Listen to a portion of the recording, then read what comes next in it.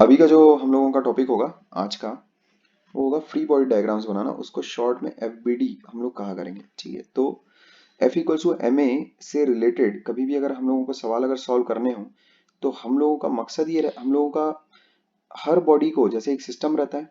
System मतलब जो भी हिस्सा तुम एक्चुअल में कंसिडरेशन में ले रहे हो, ठीक है क्या, उसको सिस्टम तुम कहोगे। जैसे अगर मान लेते हैं तुम्हारे पास लेट से ऐसा कुछ है, ठीक है, एक इंसान है और जो मान लेते हैं एक ब्लॉक को खींच रहा है। ठीक है, ये ब्लॉक मान लेते हैं एक दूसरे ब्लॉक से बंधा हुआ है, और ये ऐसा मान लेते हैं एक दूसरे ब्लॉक से बंधा है, ये एक दूसरे ब्लॉक से बंधा है, ये ऐसा दूसरे ब्लॉक से बंधा है, ये ऐसा एक दूसरे ब्लॉक से बंधा है। ये स्ट्रिंग है पूरी, ये ऐसा चल रहा है, ये ऐसा स्ट्रिंग है, ये इसको खींचा मार रहा है। समझे, ये खींचेगा तो ये भी बढ़ेगा ना, ये और ये कांटेक्ट में, ये और ये कांटेक्ट में, ये और ये कांटेक्ट में, ऐसा। तो इस तरह से मामला मान लेते चल रहा है।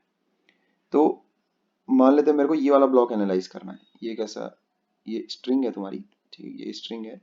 मेरे को ये वाला ब्लॉक एनालाइज करना है, तो मैं क्या करूंगा, इस ब्लॉक को अलग करूंगा बाकी पूरे मसाले में से।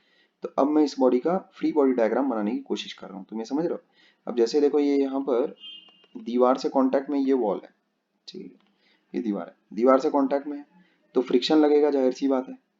ठीक है क्या, नीचे की तरफ घसड़ रहा है तो फ्रिक्शन ऊपर की तरफ लगेगा, ऐसा। ये हो गया फ्रिक्शन। स्मॉल एफ से मैं डिनोट कर रहा हूँ फ्रिक्शन को। उसका वेट किस तरफ लगेगा, वेट उसका नीचे की तरफ लगेगा, mg। जो भी उसका मास होगा और जो एक्सलेशन ड्यू टू ग्रेविटी रहेगी, वो दोनों का प्रोडक्ट वेट रहेगा नीचे की तरफ। और कोई फोर्स ऐसा जो तुम बता सकते हो, और कोई फोर्स ऐसी जो तुम बता सकते हो? क्या ये ऊपर और नीचे दोनों से एक स्ट्रिंग से कनेक्टेड है, नीचे एक अलग स्ट्रिंग से कनेक्टेड है, ऊपर एक अलग स्ट्रिंग से कनेक्टेड है? तो ऊपर वाली जो स्ट्रिंग है वो उसको खींचेगी T1 फोर्स के साथ, नीचे वाली जो स्ट्रिंग है वो उसको खींच रही है T2 फोर्स के साथ। ठीक है क्या? तो इस प्रकार फ्री बॉडी डायग्राम बनाया जाता है एक ऑब्जेक्ट का। ठीक है, उसको बाकी सारे सिस्टम से अलग किया जाता है। ठीक है, तो अलग करके फिर उस पर जितनी भी जो फोर्सेस हैं वो सारी सारी बनाकर एनालाइज की जाती हैं। अब जैसे इस बॉडी का अगर मैं बोलता हूँ एक्सेलरेशन है ए नीचे की तरफ, ऐसा, तो तुम इसमें न्यूटन्स लॉज ऑफ मोशन, इसमें f equal to M A लगाओगे कैसे? F equal to M A लगाओगे कैसे, ये बात ध्यान में रखना। जैसे अगर मान लेते हैं एक बॉडी है ना, ये मान लेते हैं फ्रिक्शनलेस सरफेस है, ऐसे। लेट्स से ये फ्रिक्शनलेस सरफेस है, एक बॉडी है एम मास की, और उस पर फोर्सेस लग रही है, मान लेते हैं इस तरफ लग रही है F1, इस तरफ लग रही है F2, ऐसा। इसका एक्सेलरेशन है ऐसा, सामने की तरफ है A, है ना। बहुत ही ध्यान से ये स्किल्स कैसा एब्जॉर्व करोगे, ध्यान से। ठीक है, जैसे इसका सामने की तरफ एक्सेलरेशन है A, अगर सामने की तरफ एक्सेलरेशन है तो उस पर नेट फोर्स जो बनेगी वो सामने की तरफ बनेगी।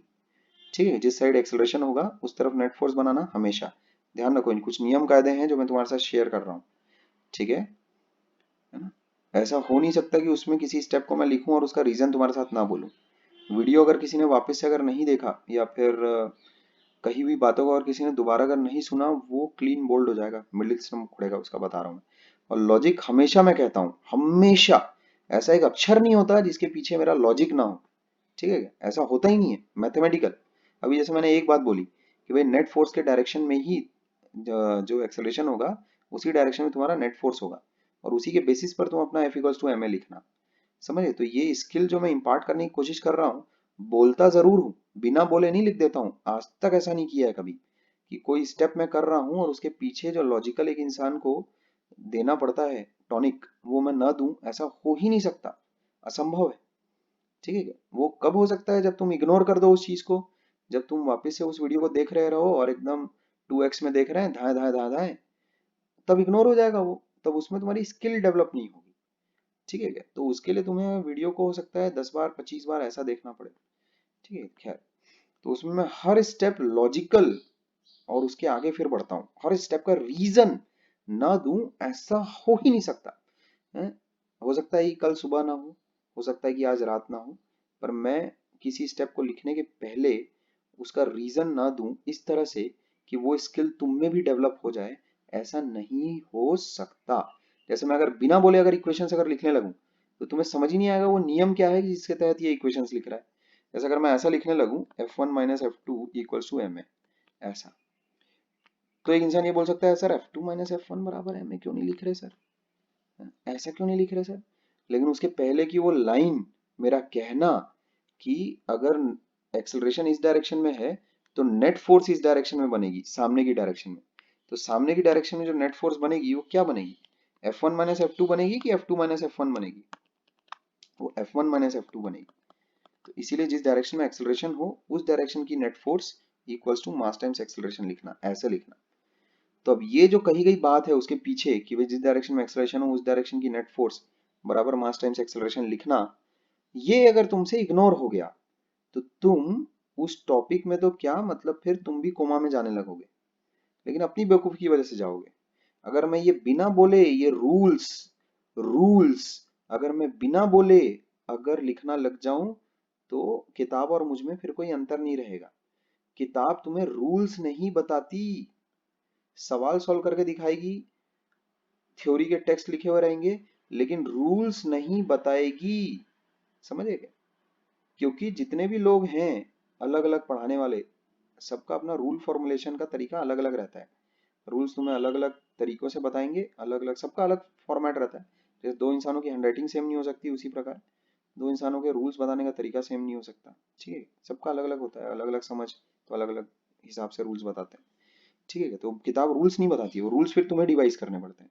ठीक है, खैर तो क्विकली आगे बढ़ते हैं। ठीक है क्या, मैं बस ये बताना चाह रहा हूँ कि गलत तरीके से पढ़ने से क्या होता है, या फिर तुम किस तरीके से पढ़ाई कर रहे हो कि उससे आउटपुट नहीं आएगा, ये मैं बता रहा हूँ। ये नहीं बोल रहा हूँ कि तुम्हारी पढ़ाई से आउटपुट नहीं आता है, लेकिन मैं ये बोलने की कोशिश कर रहा हूँ कि एक इंसान अगर इस स्टेटमेंट को अगर मेरा मिस कर दे कि भाई नेट फोर्स की डायरेक्शन जो तुम्हारी एक्सेलरेशन की डायरेक्शन देख कर आएगी, भाई नेट फोर्स किस डायरेक्शन में लग रहा है, सामने की डायरेक्शन में लग रहा है।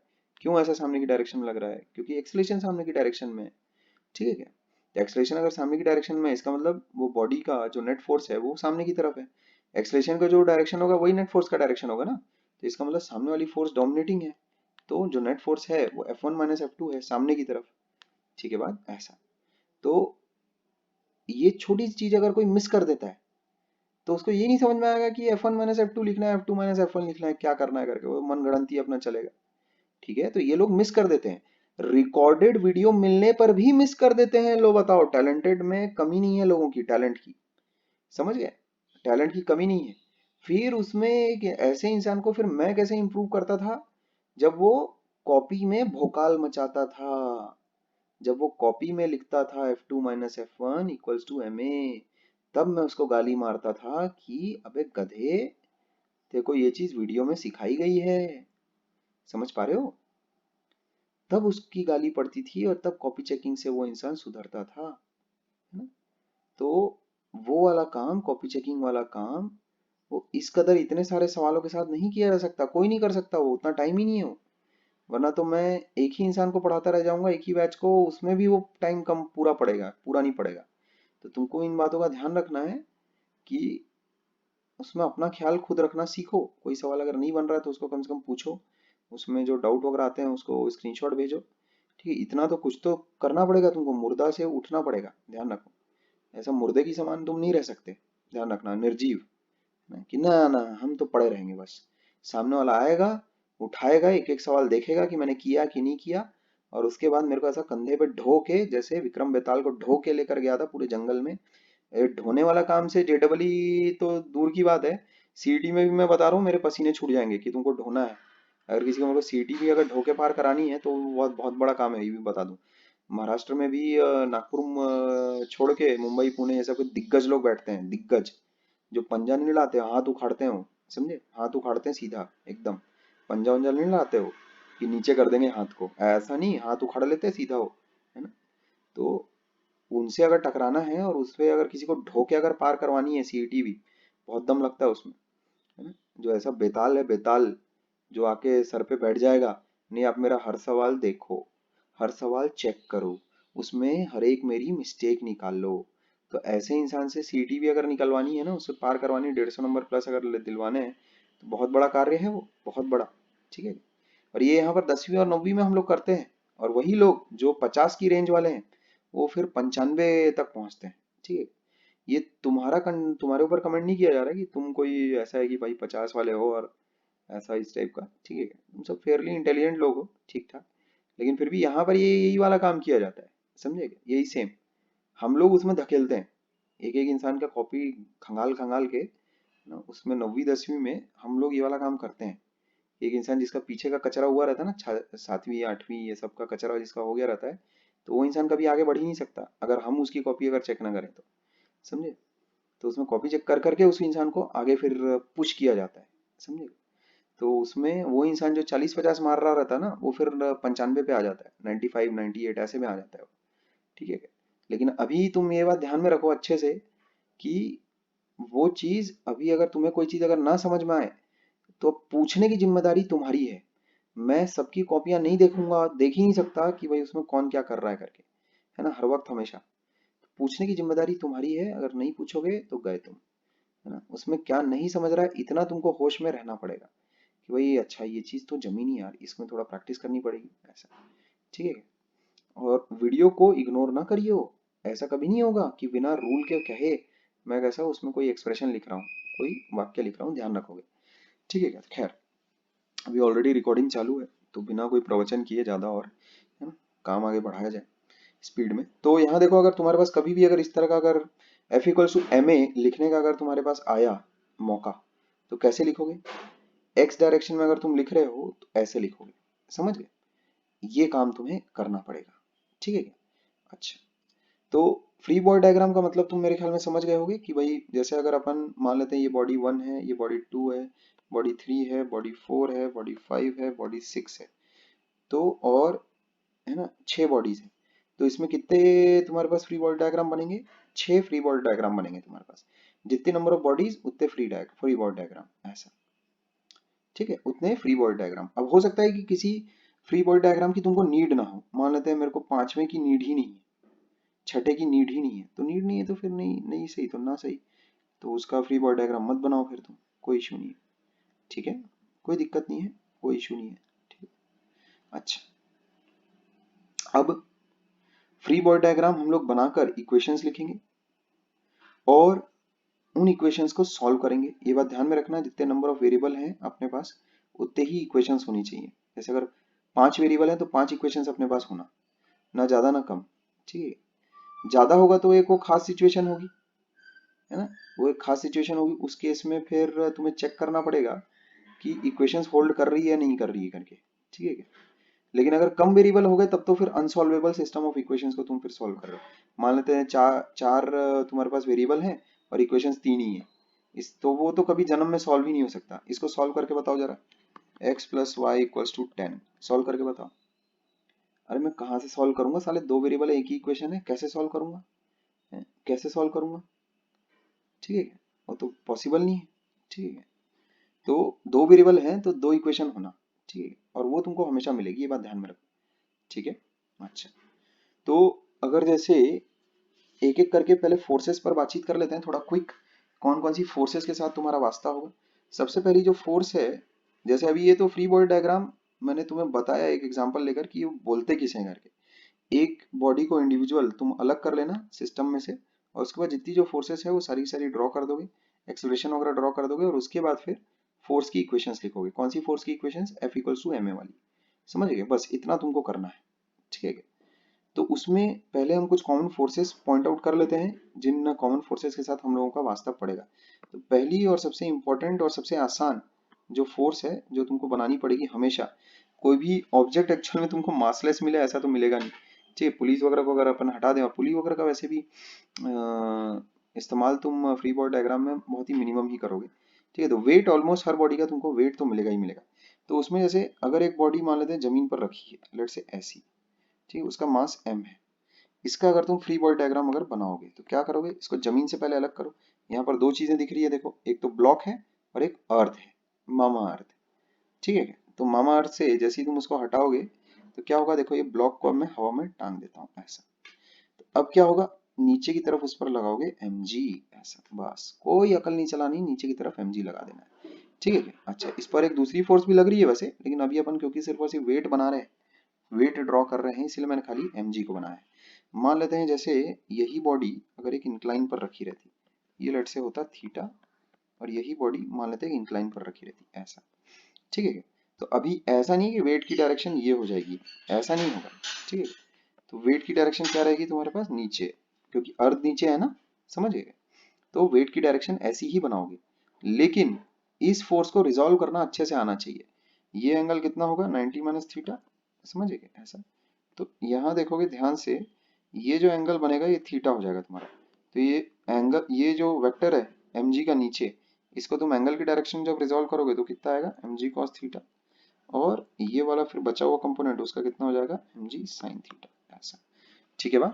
तो ये रिजोल्यूशन तुम्हें आना चाहिए हमेशा। अलोंग द इंक्लाइन आता है साइन वाला कंपोनेंट, और परपेंडिकुलर टू द इंक्लाइन आता है कोसाइन वाला कंपोनेंट। इन बातों को तुम्हें ध्यान रखना है, ठीक है क्या। जैसे अगर मान लेते हैं लेट्स से एक पेंडुलम है, ठीक है, ऐसे ऑसिलेट मार रहा, ठीक है, ये ऐसा ऑसिलेट मार रहा, ये ऐसा है पेंडुलम, ठीक है, ऑसिलेट मार रहा है। मान लेते हैं किसी एक सर्टेन एंगल पर वो अभी यहाँ तक पहुंच गया, समझ गए। अच्छा, अब तुम्हें इक्वेशंस लिखनी है, कैसे लिखेंगे क्या करेंगे करके, ठीक है क्या। तो क्या करोगे भाई, अभी स्ट्रिंग से ये बंधा हुआ है, ये स्ट्रिंग है ऐसे, एक मासलेस स्ट्रिंग है, समझ गए, ये एक मासलेस स्ट्रिंग है ऐसा। तो जाहिर सी बात है इस पर दो फोर्सेस लग रही हैं, ठीक है। एक तो टेंशन लग रहा है, टेंशन अभी मैं बताऊंगा कि उसकी डायरेक्शन वगैरह कैसे लिखी जाती है, क्या की जाती है। अभी सिर्फ और सिर्फ हम लोग वेट बना रहे हैं, समझ गए।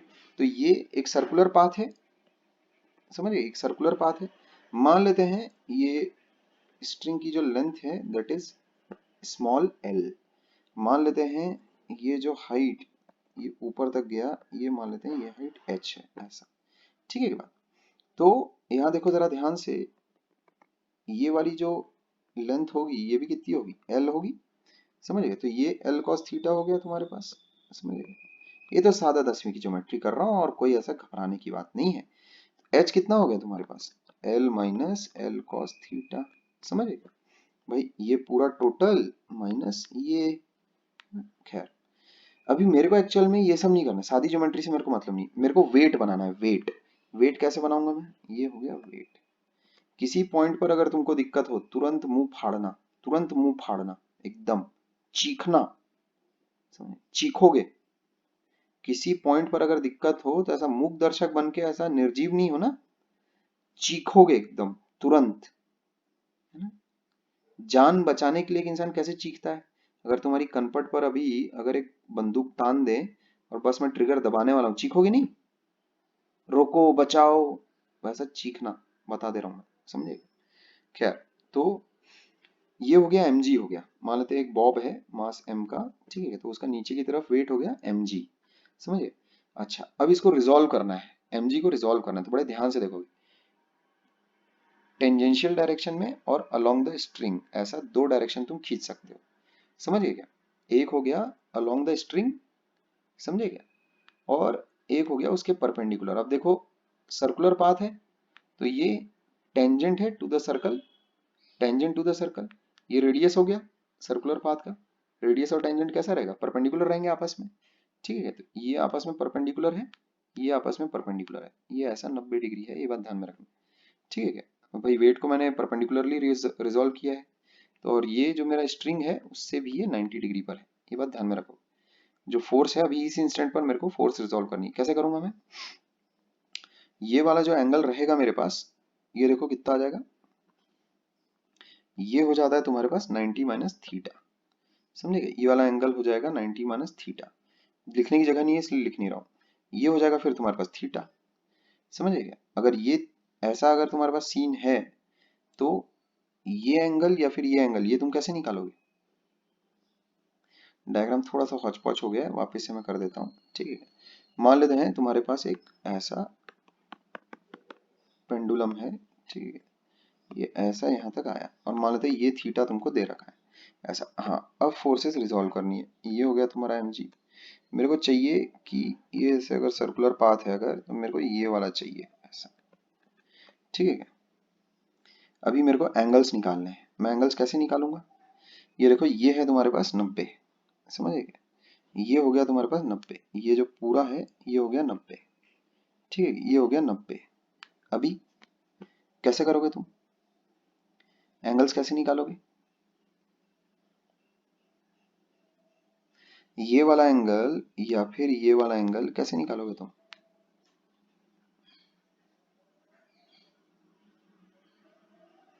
कैसे करोगे।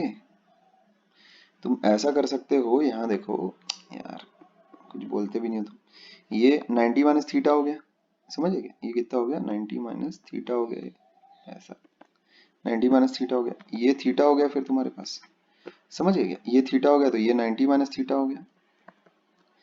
पूरा मैं एकदम छोटे छोटे से लिख लिख कर दिखा रहा हूँ तुमको। तो फिर ये कितना हो गया? ये थीटा हो गया तुम्हारे पास, समझ गए? ऐसा समझ पा रहे हो? तो ये जो mg है, इस mg को जब थीटा के डायरेक्शन में रिजॉल्व करोगे तो कितना हो जाएगा? mg cos थीटा, और वही जैसे इंक्लाइन के केस में हो रहा था, ये हो जाएगा mg sin थीटा, ऐसा। ठीक है क्या? ये ध्यान में रखना। क्लियर है बात? पूरा एकदम अच्छे से डायग्राम एकदम माइन्यूटली मैंने जितना डेप्थ में हो सकता है उतना बनाया है, सारे एंगल वगैरह। पिछले डायग्राम में एक्चुअली थोड़ा हौच-पौच आ रहा था। ठीक है क्या? तो वेट बनाने के तुम्हें और भी कुछ मौके मिलेंगे, लेकिन वेट में एक्चुअली कोई क्रिएटिविटी तो लगती नहीं है। नीचे की तरफ एक फोर्स बना देनी है तड़ से, इसमें और क्या बोलूं मैं, नीचे की तरफ एक फोर्स बना देनी है। ये फोर्स किस वजह से लग रही है? जब तक के अर्ध है, जब तक के मामा अर्ध है, तब तक के ये फोर्स है। ठीक है क्या? ध्यान रखो। इसमें और कुछ मैं क्या बोलूं, और तो और कुछ इसमें बोलने लायक है नहीं। ठीक है, अच्छा। तो अ, इसके बाद जिस कॉमन फोर्स से हम लोगों का वास्ता पड़ेगा, ठीक है, ये वेट के बाद जिस कॉमन फोर्स से हम लोगों का वास्ता पड़ रहा है वो है नॉर्मल रिएक्शन। ठीक है, नॉर्मल रिएक्शन। ठीक है, ऐसा। तो normal reaction as the name implies, normal क्या, जैसे जो कांटेक्ट सरफेस रहेगी ना, जैसे मान लेते हैं, देखो ये है एक ब्लॉक है यहाँ पर ऐसा पड़ा हुआ, ये ब्लॉक पड़ा हुआ है ऐसा, ये कांटेक्ट सरफेस है, देखो समझ आएगी, कांटेक्ट सरफेस है।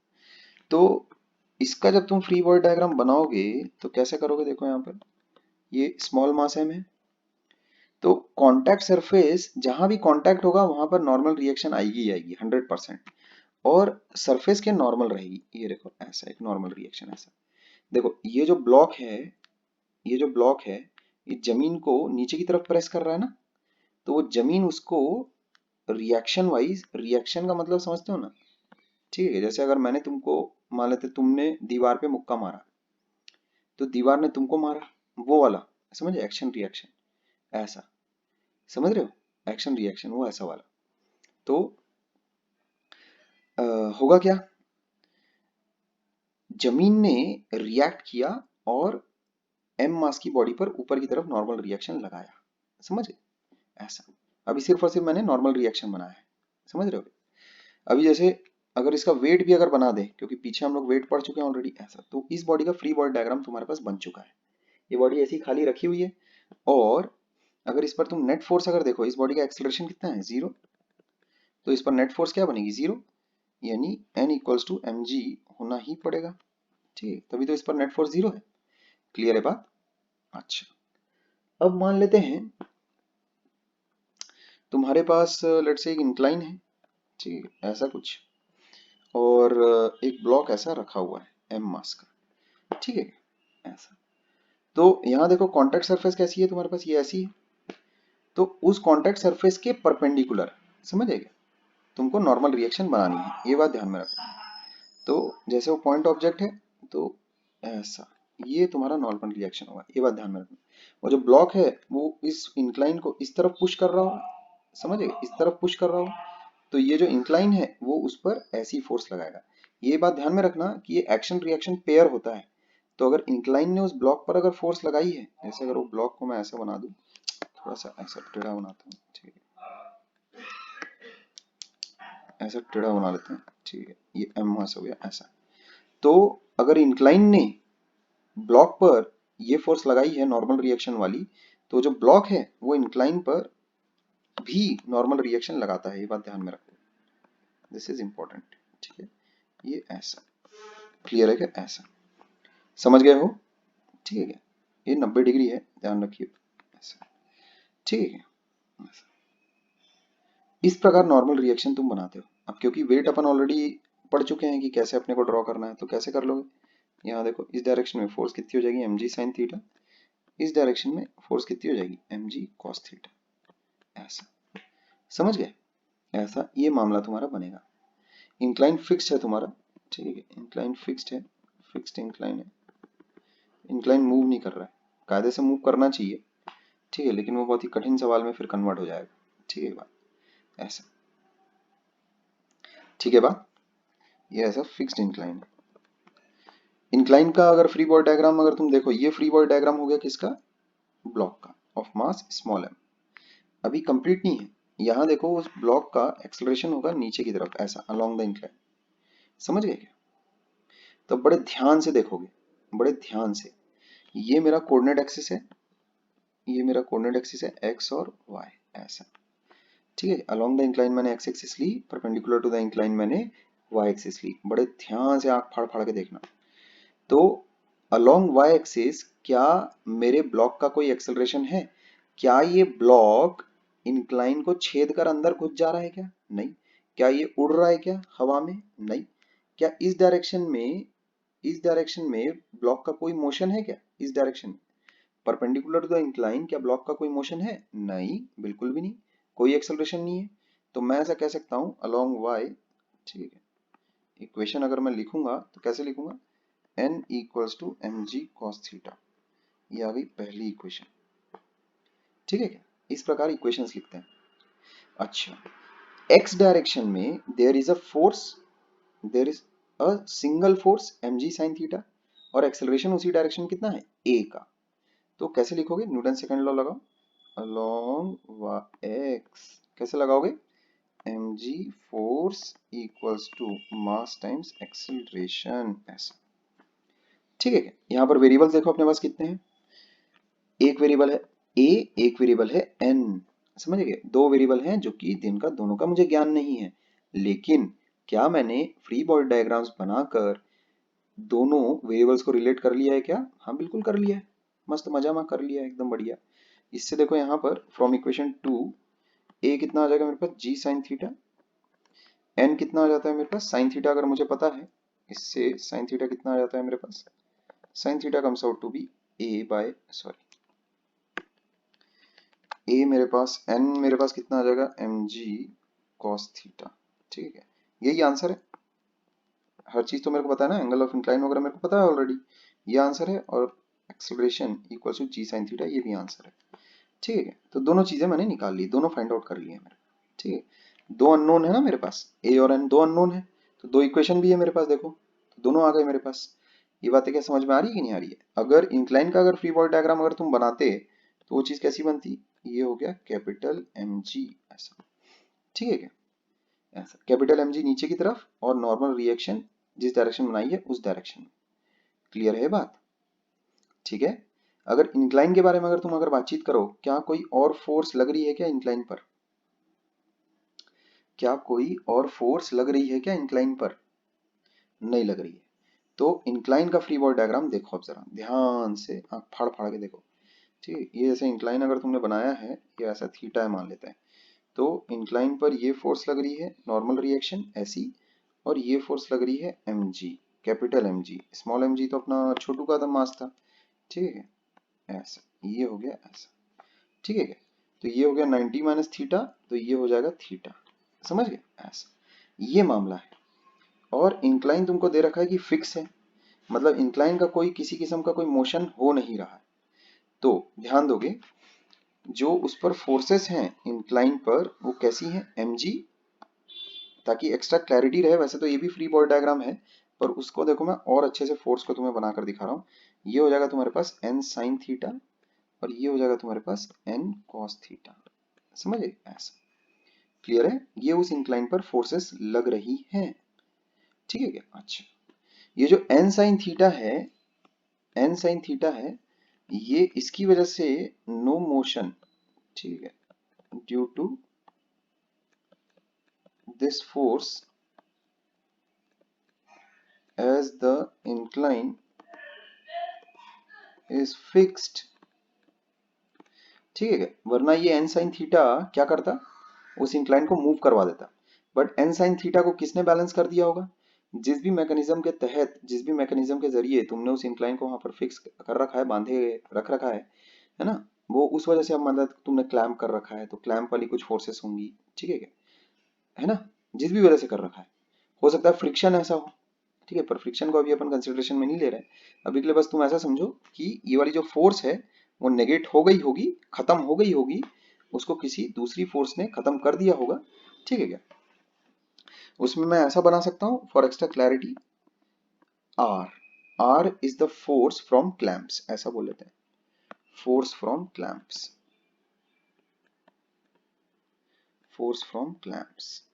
क्लैंप मतलब जैसे अगर किसी बॉडी को अगर मेरे को ढुलकने से रोकना है तो मैं क्या करता हूँ, तुमने देखा ना वो लोहे का छोटा सा एक वैसा लगा देते हैं, उसके ऊपर कील ठोक देते हैं करके, लोहे का एक छोटा सा ऐसा स्ट्रैप जैसा, ठीक है, ताकि एक चीज कैसा मूव ना करे, है ना, ऐसा क्लैंप ठोक देते हैं। जैसे सीढ़ियों उड़ियों के जॉइंट्स जो बने होते हैं, क्लैंप उसको बोलते हैं, ठीक है। खैर, बस तुम ऐसा समझो कि वो बैलेंस हो गया वो फोर्स किसके द्वारा, जो भी तुमने मैकेनिज्म लगाया होगा वहां पर ठोक ठाक के, ठीक है क्या, वो इस इंक्लाइन को रोकने के लिए, उससे। और दूसरी इक्वेशन तुम क्या लिख सकते हो, देखो वर्टिकल डायरेक्शन में एन कॉस थीटा बराबर कैपिटल एम जी, ये लिख सकते हो, एन कॉस थीटा बराबर कैपिटल एम जी, ये लिख सकते हो तुम, समझ गए। और दूसरा क्या लिख सकते हो, n sine theta equals to R, ऐसा लिख सकते हो। इस डायरेक्शन में, यहाँ देखो इस डायरेक्शन में क्या लिख सकते हो, एन साइन थीटा बराबर आर, नो नेट फोर्स, है ना, इसका कोई एक्सेलरेशन वगैरह तो किसी भी डायरेक्शन में है नहीं, तो ये ऐसा, ये दोनों का भी आपस में बैलेंस होना पड़ेगा, समझिए, एन कॉस थीटा बराबर एम जी तुमको करना पड़ेगा, ठीक है बात, ऐसा। तो ये है तुम्हारी कहानी नॉर्मल रिएक्शन की, ठीक है क्या, ये ध्यान में रखो। जैसे नॉर्मल रिएक्शन तुम्हारा, कुछ और केसेस हैं जिसका नॉर्मल रिएक्शन तुम्हें ड्रॉ करना आना चाहिए, वरना दिक्कत हो जाएगी तुमको, ठीक है क्या। फॉर एग्जाम्पल, जैसे अगर मान लेते हैं तुम्हारे पास,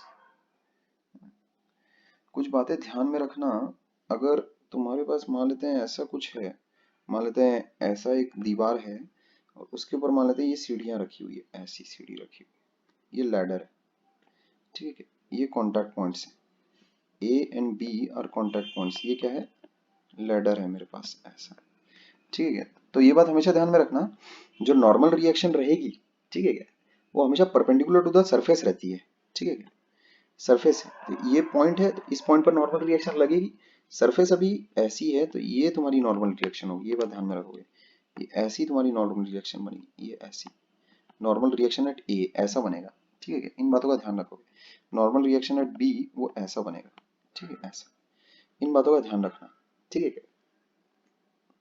इसके परपेंडिकुलर रहेगा नॉर्मल रिएक्शन, ऐसा इसके परपेंडिकुलर रहेगा, ठीक है। इन बातों का तुम ध्यान रखोगे। जैसे अगर मान लेते हैं कभी कुछ शार्प, अगर कोई ऐसा सीढ़ी अगर है, और दूसरा ऐसा है, मान लेते हैं ऐसा कुछ है, इस पे मान लेते हैं एक लैडर रखी हुई है, ऐसा, ठीक है, लैडर को मैं येलो से कर लेता हूँ, ऐसा, इस पर अगर मान लेते हैं लैडर रखी हुई है, ठीक है, इस प्रकार कॉन्टैक्ट पॉइंट मान लेते हैं ये बन रहा है तुम्हारा, ठीक है, ये ए है, ये बी है, ऐसा। तो नॉर्मल रिएक्शन कैसे बनाओगे, ये ऐसा बनाना, ये ऐसा, ठीक है, ये हो जाएगा एन ए। और एन बी कैसे बनाओगे, ये ऐसा बनाना, ये हो जाएगा एन बी, ठीक है। डायरेक्शन का थोड़ा ख्याल रखना, क्लियर है। अच्छा, इसके अलावा तो कुछ और जानने की जरूरत नहीं है। हाँ, अगर कभी ऐसा हुआ कि मान लेते हैं तुम्हारे पास, मान लेते हैं यही वाला सीन है सेम, मानते हैं दीवार कुछ ऐसी रखी हुई है, ये ऐसी दीवार है मान लेते हैं, ये ऐसा, ठीक है, और एक स्फीयर रखा हुआ मान लेते हैं कांटेक्ट में, ठीक है, ये लेट्स से एक स्फेरिकल बॉडी ऐसा रखी हुई है, ऐसा चिपक के, अबे यार ये तो मेरे जन्म में कभी स्फीयर नहीं बनेगा, तो मैं क्या करता हूँ, पहले स्फीयर बना लेता हूँ ऐसा, और लेट्स से ये ऐसा रखा हुआ है, ठीक है, ये ऐसा कांटेक्ट में है, ठीक है, ये ऐसा, ऐसा है मान लेते हैं, ठीक है। तो ये बात हमेशा ध्यान में रखना, radial line is the normal line for the sphere, इस चीज को प्रूव बड़ी आसानी से किया जा सकता है। Radial line is the normal line for a sphere, ये चीज तुम लोगों को कब बताई गई है, जब याद करो तुम लेंस पढ़ रहे होगे, मिरर पढ़ रहे होगे, तो ये बात ध्यान में रखना, किसी भी कर्व्ड सरफेस के पॉइंट पर, किसी भी एक पॉइंट पर नॉर्मल जब क्रिएट करना रहता है तब कैसे क्रिएट करते हैं, हमेशा कैसे क्रिएट करते हैं, हमेशा उस कर्वेचर के सेंटर से उस पॉइंट को ज्वाइन कर दिया जाता है। जैसे अगर मुझे मान लेते हैं ये कर्वेचर है मेरा, इस पॉइंट पर अगर मुझे नॉर्मल अगर क्रिएट करना है तो इसका सेंटर किस तरफ होगा, इस कर्वेचर का इस तरफ होगा। तो ये ऐसा जब मैं ज्वाइन करूंगा तो this line is the normal line, ठीक है, ये लाइन नॉर्मल लाइन होती है, ये बात ध्यान में रखना। यही रेडियस होगा ना, ठीक है, ये रेडियस होगा, तो ये लाइन नॉर्मल लाइन रहती है, समझे, ये बात ध्यान में रखना हमेशा। अभी तुमने क्योंकि कैलकुलस पढ़ा नहीं है, वो डेरिवेटिव्स वगैरह, मतलब वो एप्लीकेशन ऑफ डेरिवेटिव्स वगैरह, वरना स्फीयर की इक्वेशन किसी भी पॉइंट पर लिखकर तुम कैसा नॉर्मल की इक्वेशन अगर निकालोगे तो वो सेंटर से पास होती है। एक बहुत ही सादा सा प्रूफ है इसका। सर्कल के लिए तो मैं तुमको करके भी दिखा सकता हूँ बिना किसी दिक्कत, पर उसमें नॉर्मल की इक्वेशन वगैरह लिखने में थोड़ा सा तुमको मैं अभी वो सब करना नहीं चाह रहा हूँ। वरना बड़ी आसानी से उसको दिखाया जा सकता है कि अगर किसी सर्कल का अगर तुम सेंटर अगर ओरिजिन ले लो और किसी एक पॉइंट पर x1 y1 पर सर्कल की सरकमफेरेंस पर अगर तुमने नॉर्मल की अगर इक्वेशन अगर लिखी, बहुत ही आसानी से लिखा जा सकता है, बहुत ही आसानी से लिखा जा सकता है। तो वो 0,0 से जरूर पास करेगी, ठीक है क्या। मैं उस चीज को करके दिखा सकता हूँ वैसे, लेकिन थोड़ा सा तुम्हारा देख लोगे क्या। अच्छा नहीं, चलो छोड़ो अभी उसको। असल में क्या कर सकते हो तुम, देख लो। अच्छा चलो यहाँ देखो, ठीक है, क्या इतनी देर में तो मैं कर ही लिया रहता है, काम ही कर लिया रहता है। जैसे अगर एक सर्कल है तुम्हारे पास, मान लेते हैं सर्कल का सेंटर है 0,0 और सर्कल का रेडियस मान लेते हैं स्मॉल है, तो इक्वेशन क्या हो जाएगी, x square plus y square बराबर ए स्क्वायर हो जाता है, ठीक है। तो लेट से सर्कल के किसी सरकमफेरेंस के एक पॉइंट पर x1 y1 पर तुम नॉर्मल की इक्वेशन लिख रहे हो, तो नॉर्मल की इक्वेशन कैसे लिखते हैं देखो जरा ध्यान से, ठीक है। अभी तुम्हें लाइन की इक्वेशन वगैरह लिखनी भी शायद नहीं आती है अभी मेरे ख्याल में, है ना? लाइन की इक्वेशन लिखनी आती है क्या तुमको, लाइन की तो आती है ना, इक्वेशन कैसे लिखते हैं, y equals to mx plus c. कितने लोग हैं जो इस चीज को जानते हैं, ये लाइन की इक्वेशन होती है, कितने लोग जानते हैं। हाँ। ठीक है, तो अगर ट्राई किया। हाँ, तो इस कर्व पे x square plus y square equal to a square पे, इस कर्व पे अगर तुम स्लोप अगर निकालना चाहते हो, जैसे टेंजेंट की जो स्लोप रहेगी, ठीक है क्या, वो अगर तुम निकालना चाहते हो तो कैसे निकालोगे देखो जरा। इसको दोनों साइड डिफरेंशिएट करो, कितना आएगा 2x प्लस 2y d y by d x, d y by d x को मैं स्लोप बोलूंगा, equals to R H S कितना होगा 0, ए तो कांस्टेंट है, ए रेडियस है मेरा, समझ गए, ठीक है। अच्छा, तो स्लोप इससे देखो कितनी आ गई, y डैश कितना आ गया देखो तुम्हारे पास, माइनस एक्स अपॉन वाई आ गया, समझ गए क्या। यानी किसी भी पॉइंट x y पर स्लोप क्या रहेगी टेंजेंट की, ये आ गया तुम्हारे पास स्लोप ऑफ टेंजेंट, ये आ गया स्लोप ऑफ टेंजेंट, ये आ गया स्लोप ऑफ टेंजेंट ऐसा, ठीक है। तो slope of tangent at this point P, वो कितना आ जाएगा, स्लोप स्लोप आ जाएगा अपने पास, स्लोप ऑफ टेंजेंट आ जाएगा माइनस x1 बाय y1 ऐसा, ठीक है क्या। अच्छा, अब दो लाइंस के स्लोप का जो प्रोडक्ट होता है, दो परपेंडिकुलर लाइंस के जो स्लोप का प्रोडक्ट होता है m1 m2, है ना, वो होता है -1। ये चीज मुझे नहीं पता कि तुम्हें पता है या नहीं पता है, ठीक है क्या। बट दो परपेंडिकुलर लाइंस का जो स्लोप का प्रोडक्ट होता है वो होता है -1, ठीक है। बहुत ही कॉमन सा रिजल्ट है। स्ट्रेट लाइंस वैसे तुम पढ़ोगे आगे चलकर बाद में काफी डेप्थ में, अभी के लिए ये रिजल्ट याद रखना। दो परपेंडिकुलर लाइंस हैं अगर, ऐसा दो लाइंस हैं अगर, ठीक है, ऐसी दो लाइंस हैं अगर, दोनों की दोनों लाइंस परपेंडिकुलर है, एक की स्लोप है m1, एक दूसरे की स्लोप है m2। स्लोप किसको बोलते हैं, जैसे ये अगर एक लाइन है, ये थीटा है, तो स्लोप इसको बोलते हैं tan theta equals to m1, समझ गए ऐसा, इसको स्लोप कहते हैं, ठीक है, इसको स्लोप कहते हैं। तो यहाँ देखो, अगर इसके परपेंडिकुलर वाली लाइन की अगर मुझे स्लोप अगर निकालनी है तो मैं कैसे निकालूंगा, ये देखो इसके परपेंडिकुलर वाली जो लाइन रहेगी, मेरे को नॉर्मल की इक्वेशन लिखनी है ना, तो नॉर्मल की जो स्लोप होगी वो कितनी होगी, slope of normal will be equal to how much, y1 upon x1।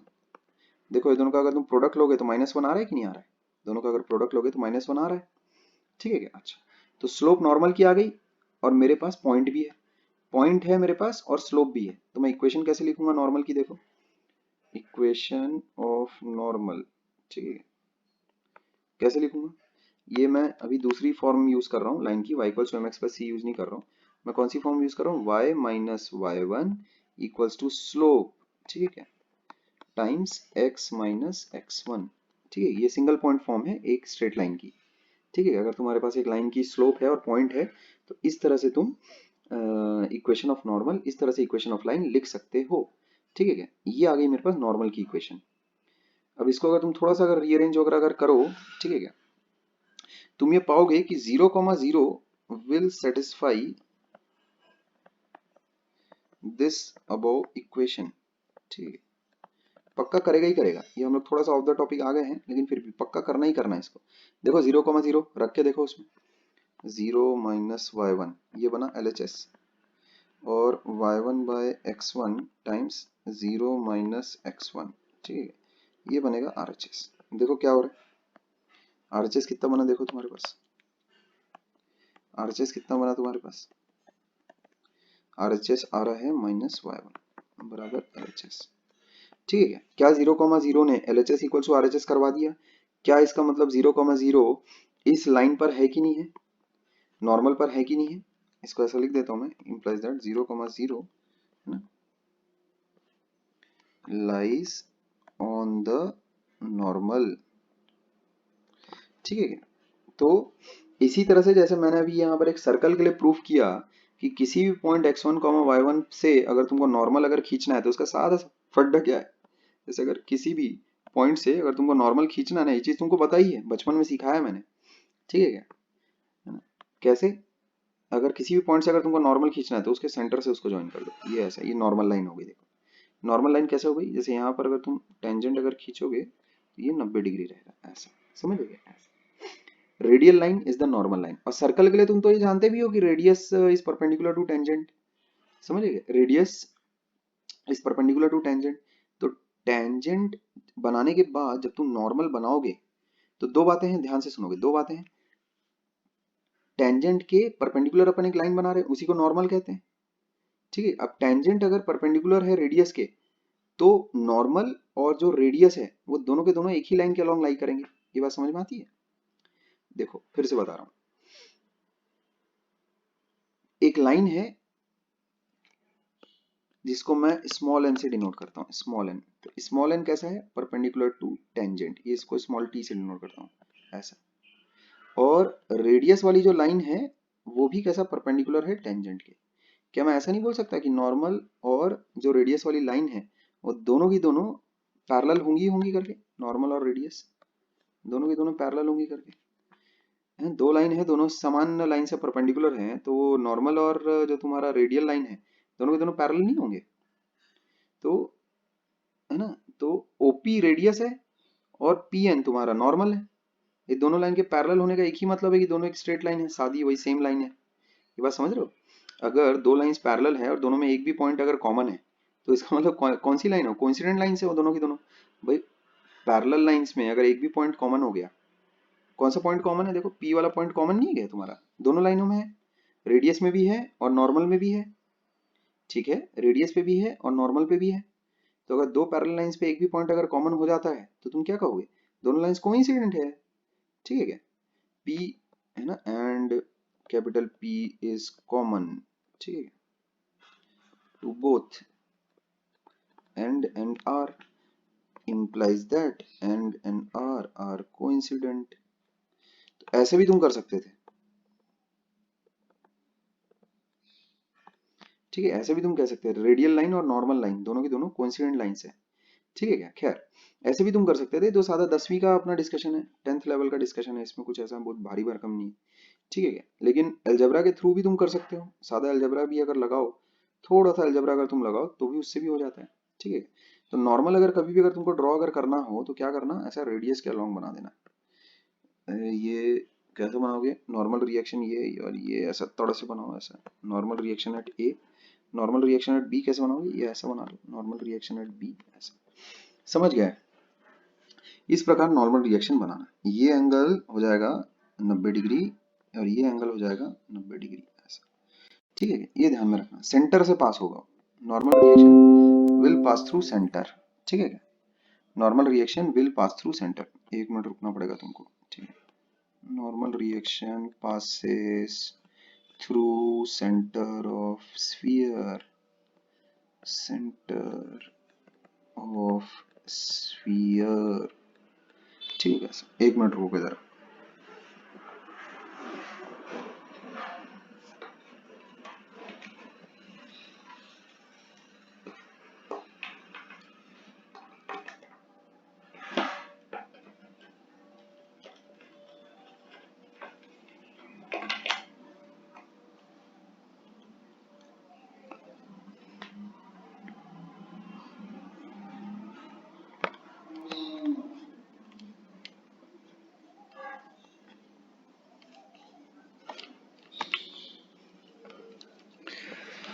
ठीक है, इसमें एक बात ध्यान में रखोगे कि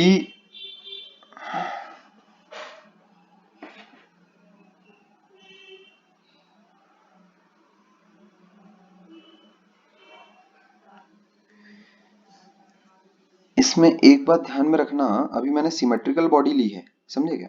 तो नॉर्मल रिएक्शन इस वजह से यहाँ पर सेंटर से पास कर रहा है, ठीक है।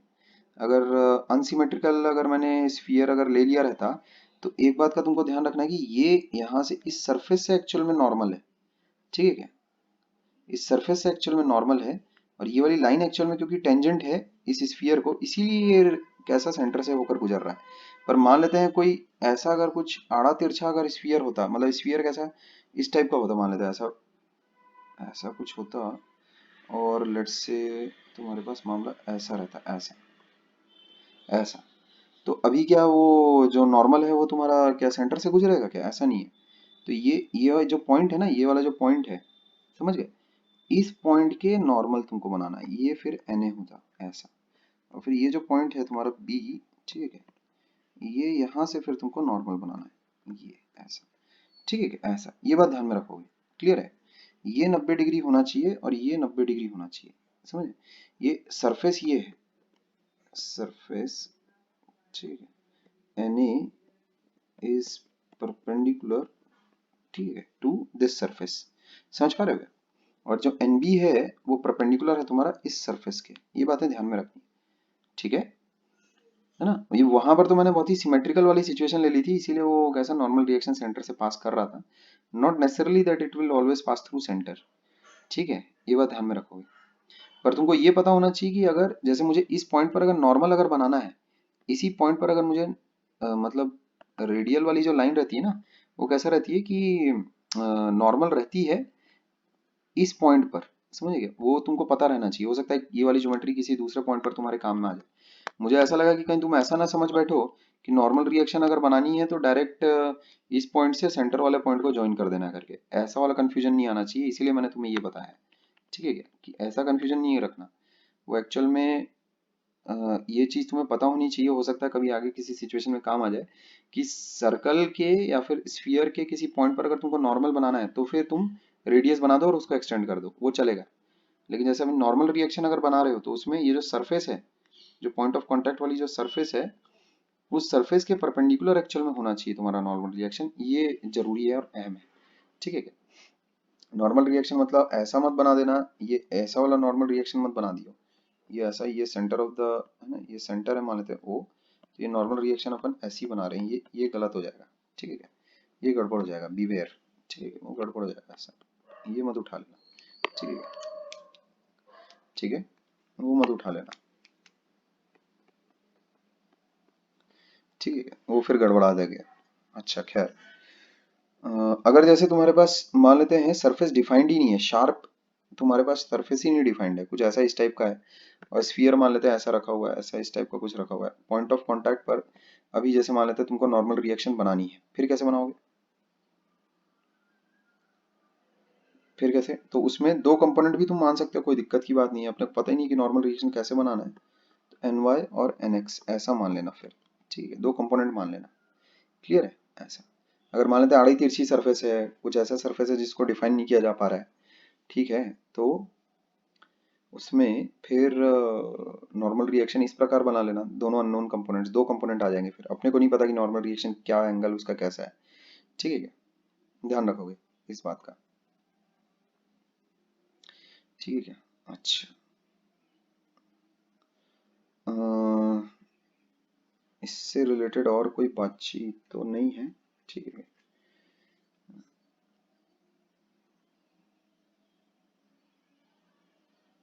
ठीक है,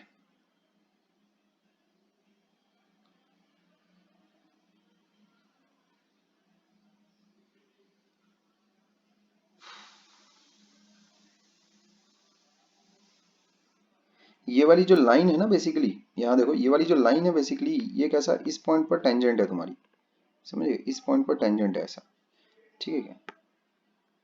तो नॉर्मल जब तुम बनाओगे तो है ना, नॉर्मल जब तुम अपन ने बनाया तो इसीलिए वो इसके परपेंडिकुलर आ रहा है, ठीक है क्या? इस बात का ध्यान रखोगे थोड़ा, ठीक है। अच्छा, और नॉर्मल रिएक्शन बनाते वक्त जैसे अगर बहुत ही कॉमन सी चीज है, अगर एक बॉडी के ऊपर अगर तुम्हारी मान लेते दूसरी बॉडी रखी हुई है, ठीक है, नॉर्मल रिएक्शंस और वेट अगर मान लेते तुम्हारा कुछ ऐसा सीन है, मान लेते हैं ये बॉडी जमीन पर है रखी हुई और उसके ऊपर एक दूसरी बॉडी रखी हुई है, ये ए है ये बी है, ऐसा। तो इस केस में नॉर्मल रिएक्शंस तुम कैसे ड्रॉ करते हो, इस चीज को भी देख लो जरा फटाफट, ठीक है क्या। जो सबसे ऊपर वाली बॉडी है ए, ठीक है, उसका सबसे पहले तुम क्या बना लो, वेट बना लो ऐसा। अच्छा, अब उसके ऊपर एक नॉर्मल रिएक्शन तो लगेगी बॉडी ए के ऊपर, क्यों लगेगी, क्योंकि बॉडी ए बॉडी बी को प्रेस कर रही है नीचे की तरफ, तो बॉडी बी बॉडी ए को प्रेस करेगा ऊपर की तरफ ऐसा, ठीक है क्या, ऐसा। उसको N1 कर लेते हैं, NA नहीं करते, N1 कर लो उसको ऐसा, ठीक है ऐसा। तो बॉडी बी ने बॉडी ए पर नॉर्मल रिएक्शन लगाई, तो बॉडी ए ने बॉडी बी पर भी नॉर्मल रिएक्शन लगाई होगी, ठीक है। एक्शन रिएक्शन पेयर हमेशा दोनों दो बॉडीज पर लगाते हैं, अलग अलग बॉडीज पर, ये बात ध्यान में रखना। तो जो नॉर्मल रहेगी हमेशा दो बॉडीज पर लगाना, ठीक है क्या, है ना, अलग अलग बॉडीज पर लगाना हमेशा, लेकिन उसका रिएक्शन पेयर जरूर बनाना, ठीक है, जरूर बनाना उसका रिएक्शन पेयर, ठीक है, ये ध्यान में रखोगे। हमेशा जो नॉर्मल रिएक्शन है ना वो रिएक्शन पेयर रहता है, हमेशा दोनों बॉडीज पर बनाना, ठीक है। अच्छा, अब बॉडी बी पर आते हैं। बॉडी बी का अगर तुम देखो तो वेट कितना हो गया तुम्हारे पास, इतना, mass of body B times acceleration due to gravity. अच्छा, जो बॉडी बी है वो मामा अर्थ को कैसा प्रेस कर रही है, ठीक है, अर्थ को प्रेस कर रही है बॉडी बी, तो बॉडी बी अर्थ को अगर प्रेस कर रही है तो अर्थ इन रिटर्न बॉडी बी को प्रेस कर रही है, बॉडी बी को ऊपर की तरफ धकेल रही होगी, ठीक है ऐसा, ठीक है क्या, ऐसा, है ना। तो ये दोनों बॉडीज के फ्री बॉडी डायग्राम तुम्हारे पास बन गए। मैं नॉर्मल रिएक्शन के बाजू में अच्छे से नोट्स लिख देता हूँ ताकि तुम कंफ्यूज ना हो जाओ, ठीक है। ऑन ए बाय बी, ठीक है, ये कौन सा रिएक्शन है, ए पर बी के द्वारा, और ये कौन सा रिएक्शन है, ऑन बी, ठीक है, बाय ए, समझ गए, उसका रिएक्शन पेयर है। और ये क्या चीज है, N2 कहां से आया, ऑन बी बाय अर्थ, समझे ऐसा, क्लियर है। तो इसका रिएक्शन पेयर अर्थ पे बनाने की नीड नहीं है, बिकॉज अर्थ को कभी भी हम लोग फ्री बॉडी डायग्राम में कंसिडर ही नहीं करेंगे, क्योंकि अर्थ का एक्सेलरेशन भी हम लोग कंसिडर नहीं करेंगे, अर्थ को एकदम रेस्ट पर मानकर चलेंगे, ठीक है क्या, वरना अर्थ पर एक नॉर्मल रिएक्शन ऐसा N2 वाला लगेगा, ठीक है, बाय बी, ठीक है, लेकिन ये अर्थ वाला फ्री बॉडी डायग्राम हम लोग नहीं बनाया करेंगे, ठीक है, उसका कोई मतलब नहीं है, ठीक है। तो अब देखो दोनों बॉडीज रेस्ट पर हैं, क्या तुमको नॉर्मल रिएक्शन कैसे ड्रॉ करना है ये चीज समझ में आई है, सर हाँ बोलो, सबसे ऊपर ए है, उसके नीचे बी है। हाँ, हाँ, तो जब बी पे MBG फोर्स लग रहा है, हम्म, तब उस पे N2 ऊपर के ऊपर जा रहा है।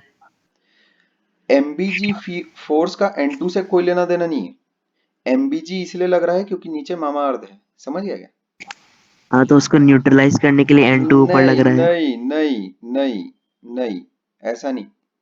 पहली बात तो कौन किसको न्यूट्रलाइज कर रहा है, N2 MBG और N1 दोनों को न्यूट्रलाइज कर रहा है, समझिए क्या, सिर्फ MBG को न्यूट्रलाइज नहीं कर रहा है। तो कौन किसको न्यूट्रलाइज कर रहा है इसकी फिक्र तू इक्वेशंस पर छोड़ दे, समझ गया क्या, तेरा काम सिर्फ और सिर्फ फ्री बॉडी डायग्राम बनाना है ईमानदारी से, ठीक है। अच्छा, दूसरी बात, MBG का N2 से कोई वास्ता नहीं है, ठीक है। हाँ, no doubt B body press कर रही है अर्थ को, समझ गया क्या, उसकी वजह से वो N2 लग रहा है। ये जो कांटेक्ट क्रिएट हो रहा है ना, ये जो कांटेक्ट क्रिएट हो रहा है इसकी वजह से N2 है, ये जो कांटेक्ट क्रिएट हो रहा है इसकी वजह से N1 है, समझ गए, ये बातें ध्यान में रखियो,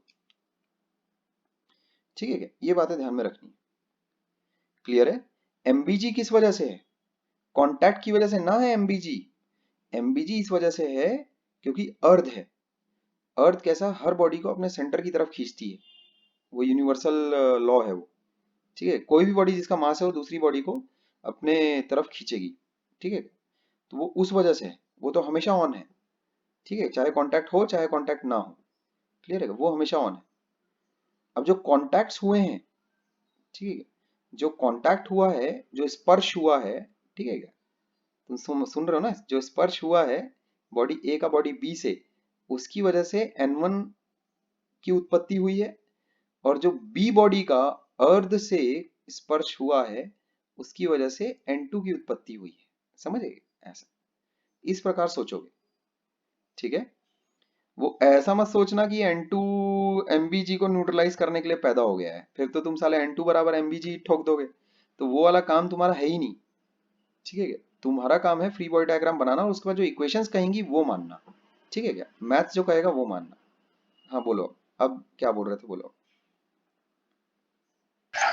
हाँ तो फिर N2 B के द्वारा ऊपर लग रहा है। हैं, N2 B के द्वारा ऊपर नहीं लग रहा है बे, अरे मतलब N2 वो, B पर ऊपर लग रहा है अर्थ के द्वारा। हाँ वो मतलब वही। तो फिर ए पे भी तो लगना चाहिए N1 प्लस नहीं MbG नहीं फिर। नहीं नहीं नहीं, ए पे क्यों नहीं लगेगा?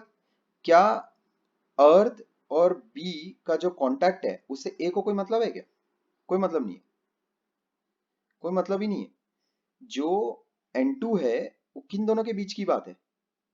बी और अर्थ के बीच की बात है। ठीक है, बी और अर्थ के बीच की बात है। जो N1 है वो ए और बी के बीच की बात है। ए ने बी को लगाया, बी ने ए को लगाया, इसमें अर्थ कहां से आ रही है? बी ने अर्थ पे लगाया, अर्थ ने बी पर लगाया, इसमें ए कहां से आ रहा है? ठीक है, ए तो आ ही नहीं रहा है, ए कहीं पिक्चर में ही नहीं है। बी, अर्थ को तो पता ही नहीं है ना कि बी ए, अर्थ को पता ही नहीं है कि ए बी है।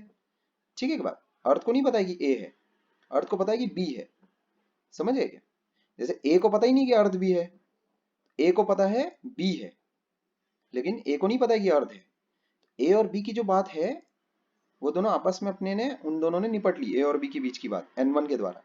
और बी और अर्थ के बीच की जो बात है वो आपस में उन दोनों ने निपट ली N2 के द्वारा। ठीक है क्या, ये ध्यान में रखना। ठीक है, जितनी कॉन्टैक्ट सरफेसेस उतने नॉर्मल, वो जो नॉर्मल रहेंगी वो दो बॉडीज के आपस के बीच की बात रहेंगी। हाँ, ये जरूर हो सकता है ना कि यहाँ देखो, ये वाली जो सरफेस है, ठीक है, ये वाली जो सरफेस है इसकी वजह से देखो ए का जो नॉर्मल है उस पर लग रहा है, और ये वाली जो कॉन्टैक्ट सरफेस है उसकी वजह से इस पर एक नॉर्मल देखो ये वाला लग रहा है।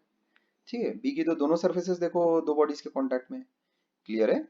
जैसे यहाँ देखो ध्यान से, अगर मान लेते हैं ऐसा कोई सीन है, ए बी सी, ये सीन है, मानते हैं ऐसा, ये हो गया अपना अर्थ। ठीक, ऐसा कैसे बनाओगे इसको, देखो ध्यान से, ये contact one, contact two, contact three, तो इसके लिए मैं बोल लेता हूँ नॉर्मल वन, इसके लिए बोलता हूँ नॉर्मल टू, इसके लिए बोलता हूँ नॉर्मल थ्री, ऐसा।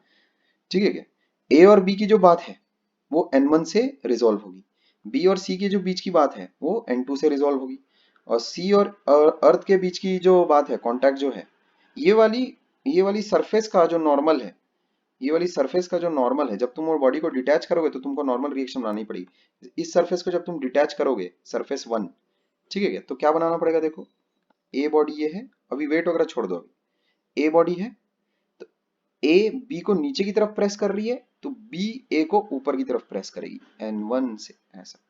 समझ गए? अच्छा, अभी बी वाली जो बॉडी है उस पर भी N1 बनाओगे। ठीक है, अगर बी ने ए के ऊपर फोर्स लगाई है N1, तो ए बी के ऊपर फोर्स लगाएगा N1, ऐसा, अपोजिट डायरेक्शन में। अभी बी सी को फोर्स कर रहा है नीचे की तरफ, तो बी, है ना, सी के ऊपर एक फोर्स लगाएगा N2, और सी बी के ऊपर एक फोर्स लगाएगा N2। कहाँ गया, सी बी के ऊपर एक फोर्स लगाएगा N2, ऐसा। बी प्रेस कर रहा है ना सी को, वाया कांटेक्ट प्रेस कर रहा है उसको, समझे, नीचे के डायरेक्शन में, तो बी फोर्स लगाएगा सी पर N2, और सी बी पर फोर्स लगाएगा N2, ऐसा। ठीक है, डायरेक्शंस मैंने बना दी, समझ गए।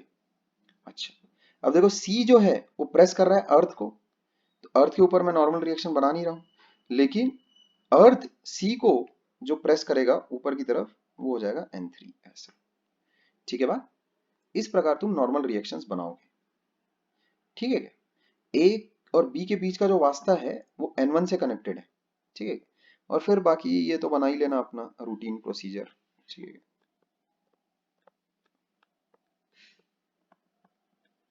ठीक है। अब हर बॉडी क्योंकि तुम्हारा रेस्ट पर है, इसीलिए तुम इक्वेशंस कैसे लिखोगे? ये हो गई पहली equation, N1 equals to MAG। ठीक है क्या? यहाँ पर कैसे लिखोगे? N2 equals to N1 plus MBG। ठीक है, बैलेंस है ना, ऊपर नीचे पूरा पूरा। और इधर तीसरी इक्वेशन कैसे लिखोगे? N3 इक्वल्स टू ऊपर वाली फोर्स बराबर नेट नीचे वाली फोर्स बराबर MCG। ठीक है, ऐसा हो गया। क्लियर है? N2 की वैल्यू कितनी आ जाएगी तुम्हारे पास? MA plus MBG। ठीक है, ऐसा। ये हो गई N2 की वैल्यू। क्लियर है ना? ये हो गई N2 की वैल्यू। अच्छा, N3 की वैल्यू कितनी हो जाएगी तुम्हारे पास? MA plus MB plus MCG है। ठीक है, ऐसा। जो एक्सप्रेशंस हम लोगों के पास आए हैं, अगर उसको तुम जरा ध्यान से अगर देखो, है ना, उसको अगर तुम जरा ध्यान से देखो, तो ये वही एक्सप्रेशंस आए हैं जो ऊपर वाले एक्सप्रेशंस है ना, वही एक्सप्रेशन है सेम।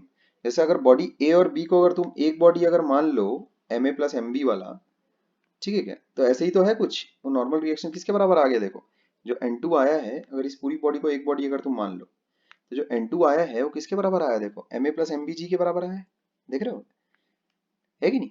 जैसे अगर एक यहाँ पर एक बॉडी रखी रहती है ऐसा एम मास की, तो इसका जब तुम अलग करते डिटैच करते तो ये नॉर्मल होता, ये mg होता, नॉर्मल बराबर लिखते हैं ना mg। तो ठीक उसी प्रकार देखो यहाँ पर N3 जो आएगा, कॉमन सेंस से तुम पहले ही बता सकते थे। देखो Ma plus MB plus MC, है ना, ये तीनों अगर एक कंटिन्यूअस बॉडी अगर तुम मान लो, तो N3 कितना आना चाहिए कायदे से? Ma plus MB plus MC times G। आ भी रहा है देखो, देख रहे हो आ रहा है कि नहीं आ रहा है? N3 तुम देखो कितना आ रहा है, आ भी रहा है। समझ पा रहे हो क्या बोलना चाह रहा हूँ मैं? इक्वेशंस लिखकर छोड़ दो, अपने आप वो चीज आ जाती है, सही आ जाता है एकदम। ठीक है, इक्वेशंस बस सही लिखनी आनी चाहिए तुमको। ये तो मैं तुमको थोड़ा सा कॉमन सेंस से एनालाइज करके बता रहा था कि N1 N2 N3 ये सब की वैल्यू जो आई है वो एक्चुअल में क्या है, क्या वो। ठीक है, जैसे यहाँ ऊपर वाले केस में भी तुम कैसे लिखोगे? N1 की वैल्यू कितनी हो जाएगी तुम्हारे पास? MAG।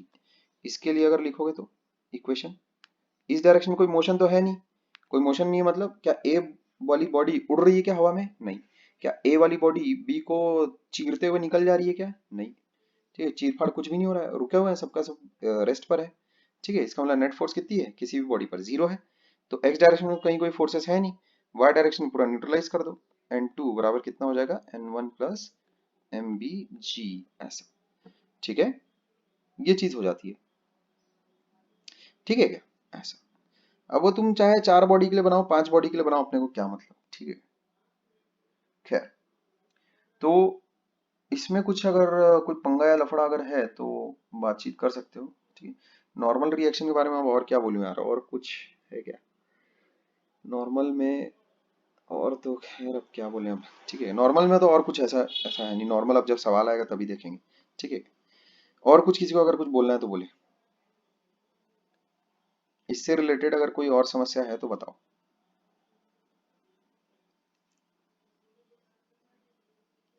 इससे रिलेटेड कुछ और अगर तुम्हारे दिमाग में अगर आ रहा है तो बताओ मेरे को।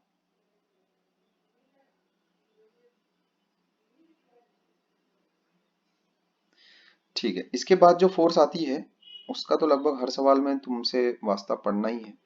ठीक है क्या, वो आता है टेंशन। ठीक है, ठीक है, वो आता है टेंशन। अब ये बात हमेशा ध्यान में रखना, अ स्ट्रिंग ओनली पुल्स, ठीक है, नेवर पुशेस। ये बात ध्यान में रखना। तो जो फोर्स तुम बनाओगे because of string, because of tension, along the string बनाओगे,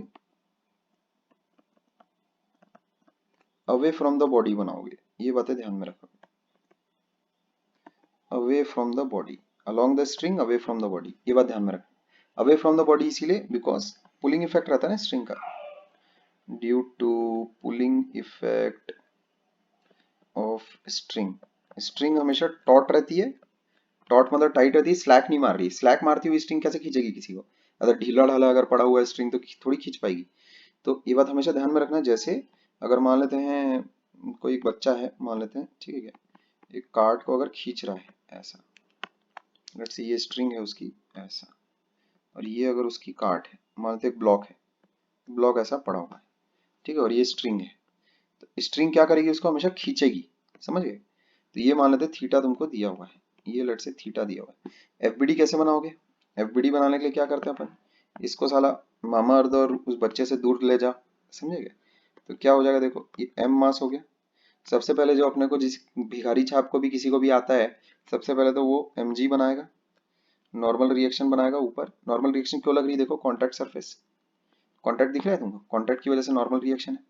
ये ऊपर नीचे तो हो गया। अब उसके बाद क्या होगा, स्ट्रिंग हमेशा खींचेगी, तो अलोंग द स्ट्रिंग बनाना हमेशा टेंशन की डायरेक्शन, तो ये ऐसा बनाओगे तुम टेंशन, समझ गए? ऐसा ये बनाओगे tension. Away from the body, away from the body देखो, बॉडी से अवे जा रहा है, नहीं जा रहा है स्ट्रिंग, क्योंकि कभी पुश नहीं करेगी टुवर्ड्स द बॉडी, कभी भी फोर्स नहीं लगाती स्ट्रिंग, ये बात ध्यान में रखना। क्लियर है? अब टेंशन भी कैसा है, वो ये एक्शन रिएक्शन समान ही काम करेगा वो भी, ये बात ध्यान में रखना। जैसे जो मैं बोल रहा हूँ बड़े ध्यान से सुनोगे, अगर स्ट्रिंग ने ब्लॉक पर अगर फोर्स लगाई है टी वाली, तो जो ब्लॉक है वो कैसा वाया स्ट्रिंग उस छोटू पर भी फोर्स लगाता है टी वाली, ये बात ध्यान में रखोगे। मैं बताता हूँ उसको फ्री बॉडी डायग्राम बनाकर, पहले ब्लॉक का अपन बता लेते हैं, ठीक है? ये कितना हो गया तुम्हारे पास, थीटा ऐसा। तो अगर इसका अगर तुम एक्सप्रेशन अगर लिखोगे तो कैसे लिखोगे, यहाँ देखो, इसको अगर रिजॉल्व अगर तुम करो तो कितना कितना हो जाएगा, देखो एम मास की बॉडी हो गई, नीचे हो गया एम जी, ऊपर हो गया तुम्हारा एन, बहुत ही आसान है सब। ये इस तरफ हो गया टी कॉस थीटा, ठीक है, इस तरफ हो गया टी कॉस थीटा, और ऊपर की तरफ हो गया एन प्लस, ऊपर की तरफ क्या क्या हो गया, देखो एक एन तो ऑलरेडी था और एक ये हो गया टी साइन थीटा, ठीक है, ऐसा। तो मान लेते हैं इसकी वजह से उसका जो एक्सेलरेशन हो रहा है इस बच्चे का, बच्चा कैसा उसको खींच रहा है ब्लॉक को, ठीक है, ए एक्सेलरेशन के साथ, ऐसा ए एक्सेलरेशन के साथ छोटू कैसा उसको खींच रिया है, ठीक है क्या? बहुत ही डिस्कशन में अपना बेसिक रख रहा हूँ। ऐसा ए एक्सेलरेशन उस ब्लॉक का चल रहा है, वाई डायरेक्शन में उस ब्लॉक का कोई मोशन नहीं है। तो वाई डायरेक्शन में अगर उस ब्लॉक का कोई मोशन नहीं है, अगर ये एक्स डायरेक्शन और ये वाई डायरेक्शन अगर मैं अज्यूम करता हूँ, वाई डायरेक्शन में मान लेते हैं उस ब्लॉक का कोई मोशन अगर नहीं है, तो तुम क्या लिख सकते हो, N plus T sine theta equals to M G, कोई नेट फोर्स बन नहीं रही है, ये हो गई इक्वेशन 1। इक्वेशन 2 तुम क्या लिखोगे, force equals to mass times acceleration, ये हो गया न्यूटन्स सेकंड लॉ, सादा। जिस डायरेक्शन में एक्सेलरेशन है, जिस डायरेक्शन में एक्सेलरेशन है उस डायरेक्शन में नेट फोर्स कितनी आ रही है, नेट फोर्स कितनी आ रही है, एम ए।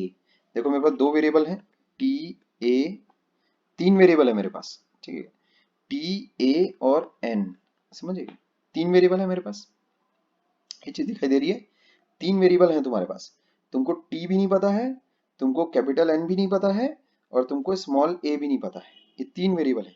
क्या ये सॉल्वेबल है क्या? नहीं, non solvable unless and until एक तुमको वेरिएबल की वैल्यू ना दी जाए सवाल में। जैसे अगर मैंने जहां बोल दिया कि टेंशन की वैल्यू मान लेते हैं 100 न्यूटन है, निकालो एक्सेलरेशन और निकालो नॉर्मल रिएक्शन, तुम आराम से निकाल लोगे। जैसे अगर मैंने तुमको बोल दिया, मान लेते हैं ब्लॉक का एक्सेलरेशन है 2 मीटर पर सेकंड स्क्वायर, एक वेरिएबल तो दे दिया मैंने, उसके बाद तुम ये निकाल लोगे कि टेंशन इन द स्ट्रिंग कितना है और नॉर्मल रिएक्शन कितना है, ठीक है? हमेशा नंबर ऑफ अननोन्स को काउंट में रखना कि कितने नंबर ऑफ अननोन्स है, और उसके बाद फिर कितनी इक्वेशंस है तुम्हारे पास, इस बात का हमेशा ध्यान में रखोगे, ठीक है क्या? इस चीज को हमेशा ध्यान में रखना, ठीक है? तो एक्चुअल में होता क्या है, स्ट्रिंग वाला जो है, समझे क्या, उसको मैं तुम्हारा पूरा उसका बखिया उधेड़ के बताता हूँ कि एक्चुअल में स्ट्रिंग में होता क्या है करके, ठीक है? ये बात हमेशा ध्यान में रखोगे कि बहुत ही प्रैक्टिकल सी भी ये चीज है कि हम हमेशा ऑब्जेक्ट्स को पुल कर सकते हैं स्ट्रिंग से, इसमें तो कोई दिक्कत नहीं है, पहले ये बता लो मेरे को, फिर उसके बाद मैं टेंशन के बारे में बोलना शुरू करता हूँ।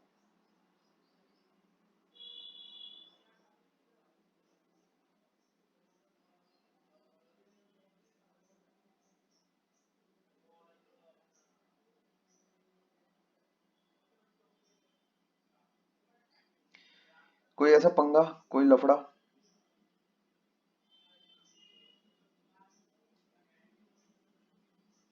कोई पंगा, कोई लफड़ा? इसके फ्री बॉडी डायग्राम में, इस ऑब्जेक्ट के फ्री बॉडी डायग्राम में कहीं कोई पंगा, कोई लफड़ा? फोर्सेस कैसे बनाते हैं, कैसे ड्रॉ करते हैं?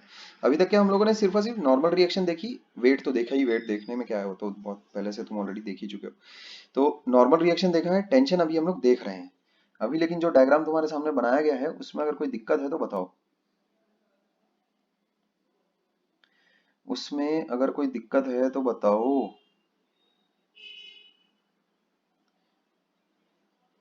ठीक है, जैसे अगर ये तुम्हारे पास सीन होता, टेंशन के बारे में मैं भी और बोलूंगा, पर जैसे अगर मान लेते तुम्हारे पास, जैसे अभी अभी अपन ने नहीं बनाया था, एक बॉब बनाया था ऐसा, ठीक है, ये ऐसा बॉब कैसा, ऐसा मान लेते हैं, ऐसा सर्कुलर पाथ फॉलो करते हुए यहाँ तक पहुंच गया है, ये मान लेते हैं थीटा है अपने पास।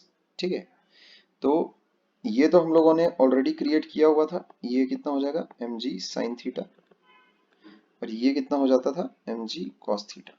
ठीक है, क्लियर है, ये हम लोगों ने ऑलरेडी निकाला हुआ है ऊपर, देख लेना थीटा वगैरह कैसे निकाला है, कोई बड़ी बात नहीं है। ये देखो, ये हो गया रिजॉल्व, ये तुम्हारा टेंजेंशियल डायरेक्शन है।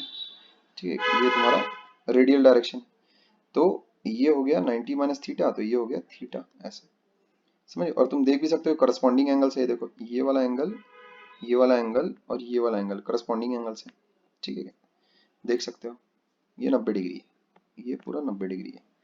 ठीक है, अब वो घर पे रफ कॉपी पे बैठकर बना बना के देखते रहना जितनी बार तुमको बनाना है। मैं तो कम से कम एक दिन यही बनाता रह गया था, समझे क्या? 1000 पन्ने भर दिया था मैंने, यही बना बना के बना बना के।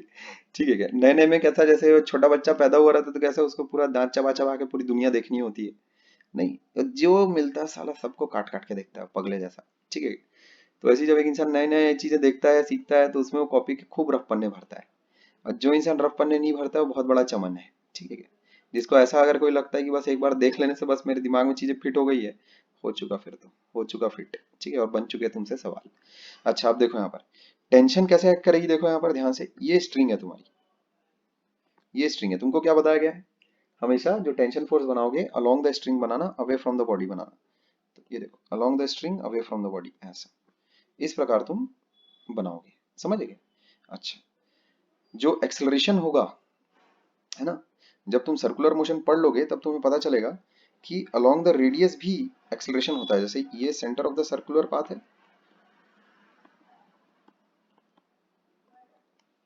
सर्कुलर पाथ है, तो सेंटर की तरफ एक एक्सेलरेशन होता है, वो अभी उसको हम लोग बोल देते हैं ए आर, रेडियल एक्सेलरेशन। ठीक है क्या, और एक टेंजेंशियल एक्सेलरेशन रहता है। ठीक है, ये ऐसा टेंजेंशियल एक्सेलरेशन भी रहेगा उसका। देखो इस तरफ फोर्स है, ठीक है, इस तरफ फोर्स है।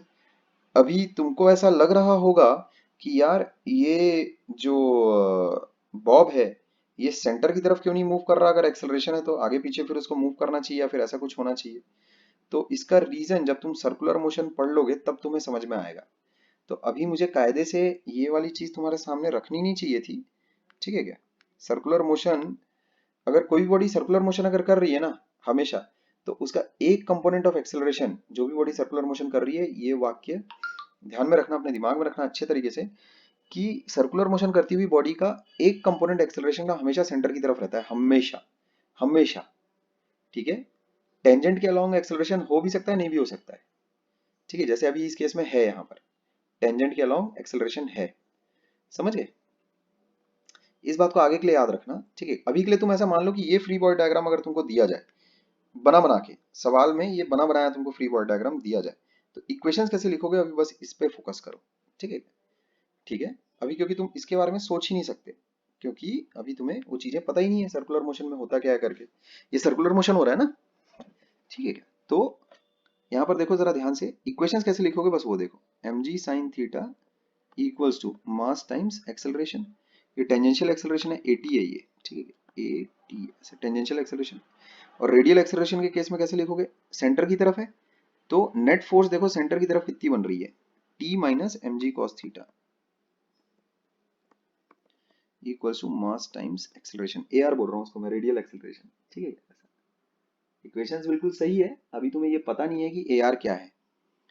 ठीक है, 80 तो समझ में आना चाहिए, वो एक्सेलरेटेड है पीछे की तरफ, जो उसकी टेंजेंशियल जो उसकी स्पीड रहेगी ना, धीरे धीरे गिराता रहेगा ये 80, समझ गए, धीरे धीरे उसकी स्पीड गिराता रहेगा वो, और फिर जब वो हाईएस्ट पॉइंट पर पहुंच जाएगा तो उसकी स्पीड जीरो हो जाएगी, समझ गए, फिर वो टेंजेंशियल स्पीड उसकी पीछे की डायरेक्शन में फिर बढ़ती जाएगी धीरे धीरे धीरे धीरे धीरे।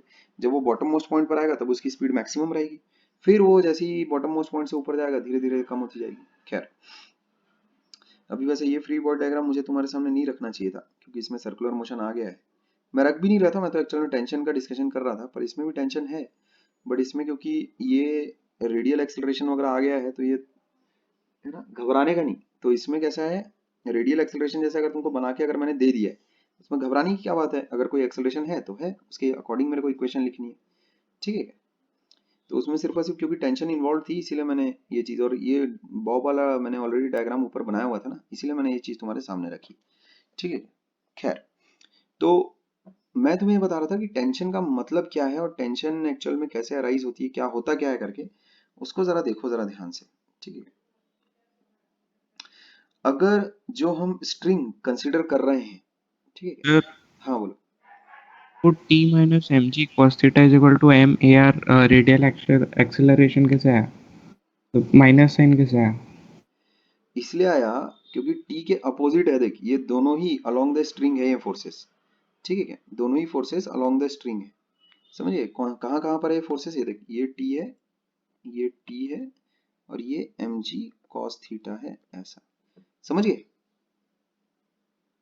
ये सेंटर है, हाँ। ठीक है। उसको देखो मैंने उधर बाजू में इस प्रकार ऐसा बनाया है, समझिए,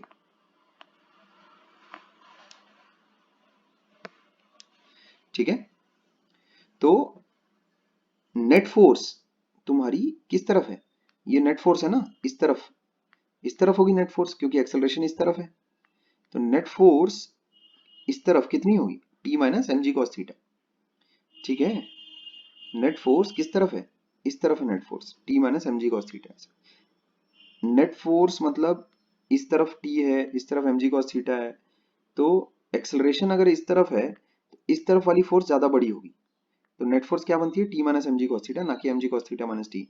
ये सिंपल सी ऐसी बात है, मान लेते हैं एक बॉडी है, उसका मान लेते हैं इस तरफ 100 न्यूटन फोर्स लग रही है, इस तरफ 20 न्यूटन फोर्स लग रही है, तो जाहिर सी बात है जो एक्सेलरेशन लिखा हुआ मिलेगा मेरे को वो इस तरफ मिलेगा ना, एक्सेलरेशन ए बराबर मान लेते हैं उस बॉडी का है 2 मीटर पर सेकंड स्क्वायर, ऐसा दे रखा है मान लेते हैं। तो मेरे को जैसे पता नहीं है कि ये वाली फोर्स की वैल्यू क्या है, ये वाली फोर्स की वैल्यू क्या है, लेकिन मेरे को इतना तो पता है कि ये वाली फोर्स बड़ी होगी, जाहिर सी बात है, क्यों, क्योंकि एक्सेलरेशन इस तरफ है, इस तरफ एक्सेलरेशन होने का क्या मतलब है कि नेट फोर्स जो है ना, वो इस तरफ है ना, अरे सेकंड इक्वेशन ऑफ मोशन क्या कहती है, F net equals to M A, यही ना, तो जो एक्सेलरेशन की डायरेक्शन होगी वही नेट फोर्स की डायरेक्शन होगी, अगर एक्सेलरेशन की डायरेक्शन ऐसी है तो नेट फोर्स की डायरेक्शन भी ऐसी होगी, तो नेट फोर्स कैसे लिखोगे तुम, 100 माइनस 20 लिखोगे कि 20 माइनस 100 लिखोगे, 100 माइनस 20 लिखोगे ना, इस डायरेक्शन में या ऐसा 100 माइनस हाँ। 20, समझिए वही मैं कर रहा हूँ, ठीक है।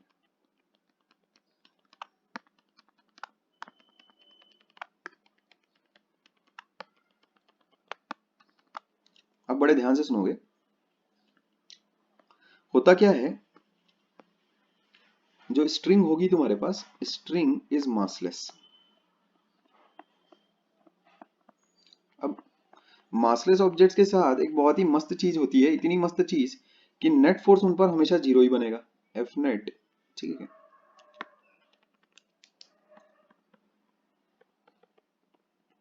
एफ नेट उस पर हमेशा जीरो ही बनना है, ठीक है क्या, कैसे देखो यहाँ पर, जैसे अगर मान लेते हैं स्ट्रिंग के एक कोने पर अगर मान लेते हैं फोर्स अगर लगाई गई, फोर्स को मैं एक्चुअली येलो से रिप्रेजेंट कर देता हूँ ना, कंफ्यूजन ना जाए, ऐसे मान लेते हैं कि स्ट्रिंग है तुम्हारे पास, उसके एक कोने पर मान लेते हैं एफ फोर्स ऐसी लगाई गई, समझे क्या, तो जाहिर सी बात है कि इस कोने पर भी मेरे को एफ फोर्स लगानी ही पड़ेगी, अगर वो मासलेस है तो नेट फोर्स उस स्ट्रिंग पर हमेशा जीरो होना चाहिए ना, क्यों जीरो होना चाहिए, because F net equals to M A जब तुम लिखोगे, तो क्योंकि आरएचएस हमेशा जीरो है तो एफ नेट उस पर हमेशा जीरो बनना ही चाहिए, समझ गए, मासलेस है ना स्ट्रिंग, मास उसका है नहीं, तो हमेशा अगर एक स्ट्रिंग है जिसके एक कोने पर एफ फोर्स लग रही है, तो दूसरे कोने पर ऑटोमेटिक वो दूसरे डायरेक्शन में अपोजिट फोर्स लगी रही होगी, एकदम पक्का है 100%। क्यों ऐसा, क्योंकि उस स्ट्रिंग पर जैसे ही तुम F equals to M A लगाओगे, ठीक है, तो एक्सेलरेशन की वैल्यू चाहे जो भी हो, एफ नेट बराबर 0 टाइम्स ए है, तो ये चीज कितनी हो जाएगी, 0। तो इसका मतलब क्या हो गया, एफ नेट बराबर 0, हमेशा उस पर फोर्स हमेशा 0 रहनी है, नेट फोर्स। तो अगर एक कोने पर अगर तुमको ये दिखता है एफ वाली फोर्स है, दूसरे कोने पे ऑटोमेटिक ये लगा देना, ऑटोमेटिक बनना ही बनना है, वो किसी दूसरी वजह से बन रहा होगा, वो वजह मैंने नहीं लिखी है, लेकिन उसके कोनों पर हमेशा फोर्सेज जो रहेंगी वो बैलेंस रहेंगी। जैसे अगर मान लेते हैं एक कोने पर अगर तुमको ये वाली फोर्स दिख रही है, ये बात ध्यान में रखना, आगे फ्री बॉडी डायग्राम में काम आएगा ये चीज। ये अगर एक कोने पर ऐसी फोर्स अगर दिख रही है तुमको स्ट्रिंग के, तो दूसरे कोने पर कैसी फोर्स बना देना, ऐसी। ठीक है क्या, ये बात ध्यान में रखना, ठीक है। अच्छा, अब मान लेते हैं स्ट्रिंग का अगर तुमने एक लेट्स से स्ट्रिंग का तुमने मान लेते हैं क्रॉस सेक्शन कंसीडर किया। जैसे अभी लेट्स से स्ट्रिंग पर हम लोग बातचीत कर रहे हैं, मानते हैं स्ट्रिंग के एक कोने पर फोर्स लग रही है ऐसी, ठीक है, एफ। स्ट्रिंग के दूसरे कोने पर फोर्स लगेगी ऐसी, ठीक है। लेट्स से उसका एक पॉइंट मैंने कंसीडर किया, मानते हैं ये पॉइंट ए है, समझ गए, ऐसे मैंने स्ट्रिंग को इमेजिनरली तोड़ा ए पॉइंट से। तो होगा क्या, देखो स्ट्रिंग के अंदर क्या हो रहा है वो मैं तुमको बता रहा हूँ। ये स्ट्रिंग के कोई डायमेंशंस नहीं है, ठीक है, ये ए पॉइंट है, ये है ए पॉइंट ऐसा, इसको मैं ए डैश कर लेता हूँ, ये ए डैश है, थोड़ा दूर बना लेता हूँ ए डैश भी वही ए पॉइंट ही है, समझ गए, ऐसा तो ए ही लिखते हैं उसको, ए डैश नहीं लिखते। अच्छा चलो ए डैश कर लेते हैं यार, कि भाई अलग हुआ है वहां से, ठीक है, ऐसा। इसको बोल लेते हैं बी, इसको बोल लेते हैं सी, ऐसा, ये हो गया बी, ये हो गया सी। तो यहाँ देखो ये जो फोर्सेस थी ये तो ऐसी की वैसी रहेंगी, इस पे तो कोई चेंजेस हो नहीं रहे हैं, ऐसा। ये यहाँ पर एफ और एफ तो बना दो। अच्छा अब क्या होगा, देखो ये वाला जो पोर्शन है, ये वाला पोर्शन मासलेस है, तो क्या इस पर नेट फोर्स 0 होनी चाहिए, नहीं होनी चाहिए। पहले तो एक ये चीज देखो, यहाँ पर ध्यान से देखना, जो ये स्ट्रिंग है A dash C string is, इस स्ट्रिंग पर ए डैश सी स्ट्रिंग पर एक इंसान फोर्स लगा रहा है ऐसी, ठीक है, ऐसी फोर्स लगा रहा है, ठीक है बात। तो होता क्या है, ध्यान से देखोगे इस चीज को, इस स्ट्रिंग पर है ना एक इंसान फोर्स लगा रहा है ऐसी, इस डायरेक्शन में। तो इसका जो बचा हुआ स्ट्रिंग वाला हिस्सा है, ठीक है, वो क्या करता है, कैसे और क्या इंटरेक्शन क्या होगा, यहां पर देखो, जैसे ये वाला जो हिस्सा है, ठीक है, इस पर एक फोर्स लग रही है, समझ गए क्या? इस पर एक फोर्स लग रही है। तुम इसको या तो फिर ऐसे देखो, वो ज्यादा आसान पड़ेगा तुम्हारे लिए। ये एक स्ट्रिंग का हिस्सा है, ये मासलेस है। अगर ये मासलेस है तो यहाँ पर एक्चुअल में जो फोर्स बनेगी वो कितनी बन जाएगी तुम्हारे पास, एफ, कैपिटल एफ, समझे। फोर्स को चलो मैं ऐसे बना लेता हूँ, ठीक है, ऐसे बना लेता हूँ, ऐसा, समझे।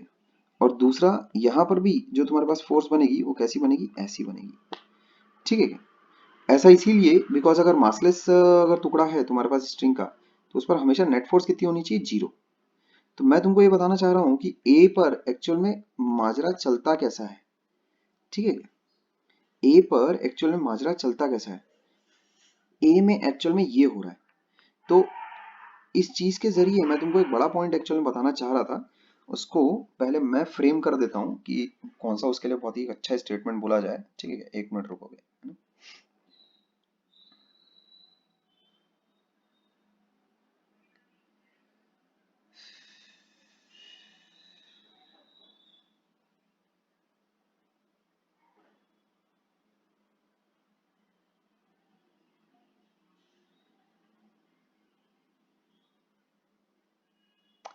देखो ध्यान से सुनोगे ना, इसका एक मैं तुमको और एक ब्यूटीफुल कैसा एक एक्सप्लेनेशन देता हूँ, बड़ा प्यारा सा, देखो जरा ध्यान से।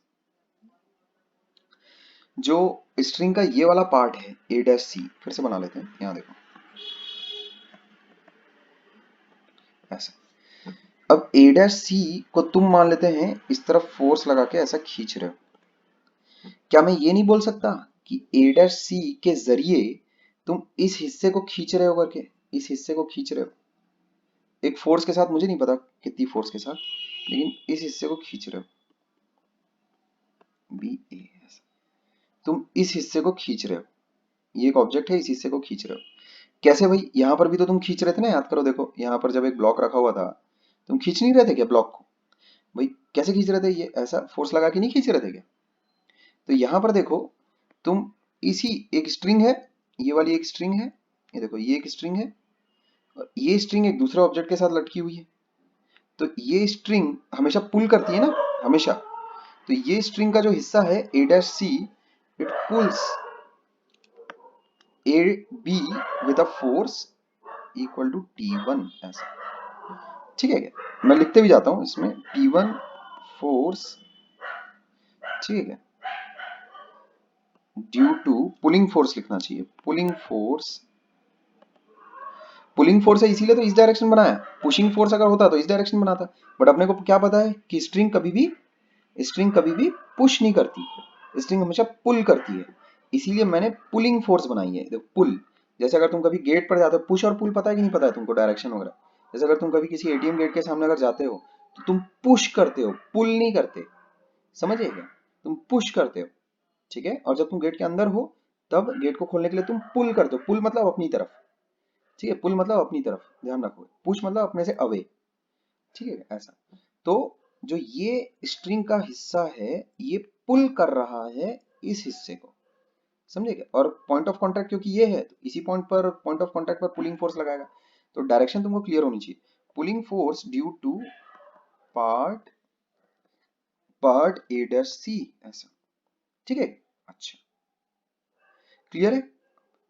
अब अगर ए बी को ए डैश सी ने, ध्यान से सुनोगे, ए बी को ए डैश सी ने अगर पुल किया है, तो ए बी क्या चुप बैठेगा और वो ए डैश सी को पुल नहीं करेगा?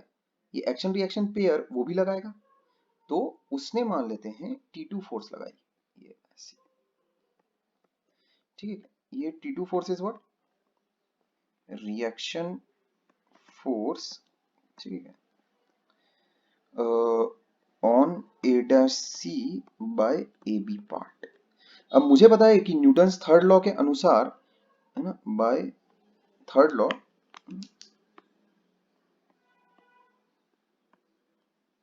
मुझे क्या पता है, T1 बराबर T2 तो होगा ही होगा। तो ये T हो गया, समझे।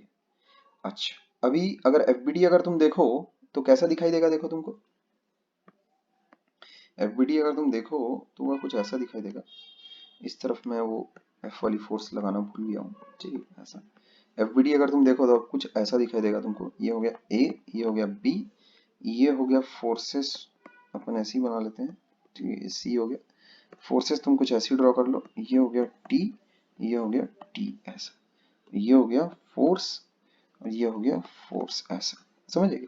तो F force is being applied by us, या फिर कोई भी जो भी एक्सटर्नल कुछ भी है वहां पर जो भी है, ठीक है। तो वो एफ फोर्स कैसा, बाहरी ताकतें लगा रही है। अंदर क्या हो रहा है स्ट्रिंग के, स्ट्रिंग का हर हिस्सा तुम ये देख रहे हो, ए डैश, हर हिस्सा कैसा टेंशन में है। किसी भी पॉइंट पर अगर तुम उठाओगे, ठीक है, each and every point of string is under tension,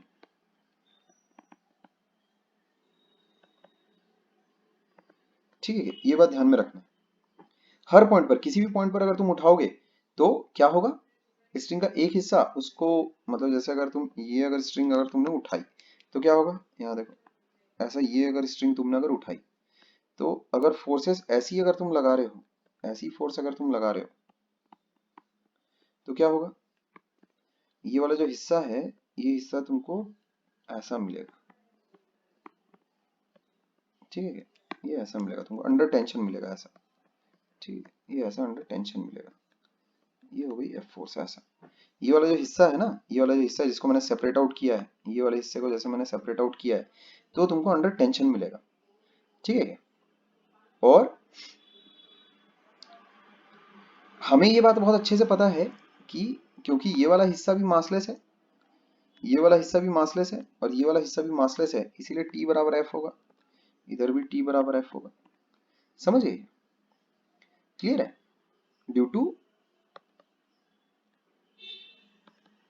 massless string, due to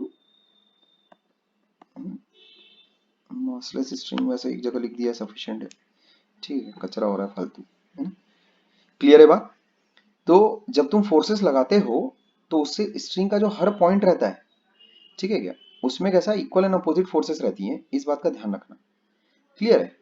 अच्छा, आखिरी पॉइंट पर अगर तुम देखो, ठीक है, जैसे अगर मान लेते हैं तुम्हारा जैसे वो ब्लॉक था और वो इससे कैसा लटका हुआ है, ये एम मास का ब्लॉक है और छोटू ने मान लेते हैं इसको ऐसा पकड़ा हुआ है, ठीक है, ऐसा, ये ऐसा छोटू ने पकड़ा हुआ है। अबे ये कैसे हो गया?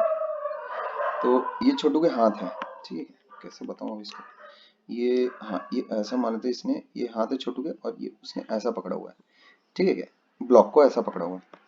अच्छा, अभी क्या हो रहा है देखो, ध्यान से देखोगे,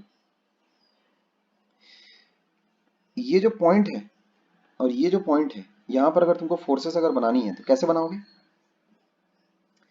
ब्लॉक पर जो फोर्स बनेगी वो कैसी बनेगी, ये ऐसी, ठीक है, ऐसा टी ये अपन ने बनाया, इसका पुलिंग इफेक्ट है ना, इस स्ट्रिंग का पुलिंग इफेक्ट है, तो ब्लॉक पर ये फोर्स ऐसी बनेगी, ठीक है क्या। स्ट्रिंग को अगर तुम देखो तो स्ट्रिंग ने ब्लॉक पर ऐसी फोर्स लगाई तो ब्लॉक ने स्ट्रिंग पर ऐसी फोर्स लगाई। अच्छा, अब क्योंकि मासलेस स्ट्रिंग है तो मासलेस स्ट्रिंग है तो एक फोर्स मेरे को ऐसी भी लगानी पड़ेगी, क्योंकि मासलेस स्ट्रिंग है ना, मासलेस स्ट्रिंग है तो उस पर नेट फोर्स हमेशा जीरो बनेगी। क्लियर है? अच्छा, अब यहां देखोगे जो आदमी है, आदमी का जो हैंड है, ठीक है, ये ऐसा मैं बना देता हूं, ठीक है, उस पर एक फोर्स लग जाएगी तुम्हारी ऐसी वाली, ठीक है, ऐसी फोर्स, ये लगेगी टी, समझ गए? ये क्यों लग रही है, ये क्यों लग रही है तुम्हारे पास?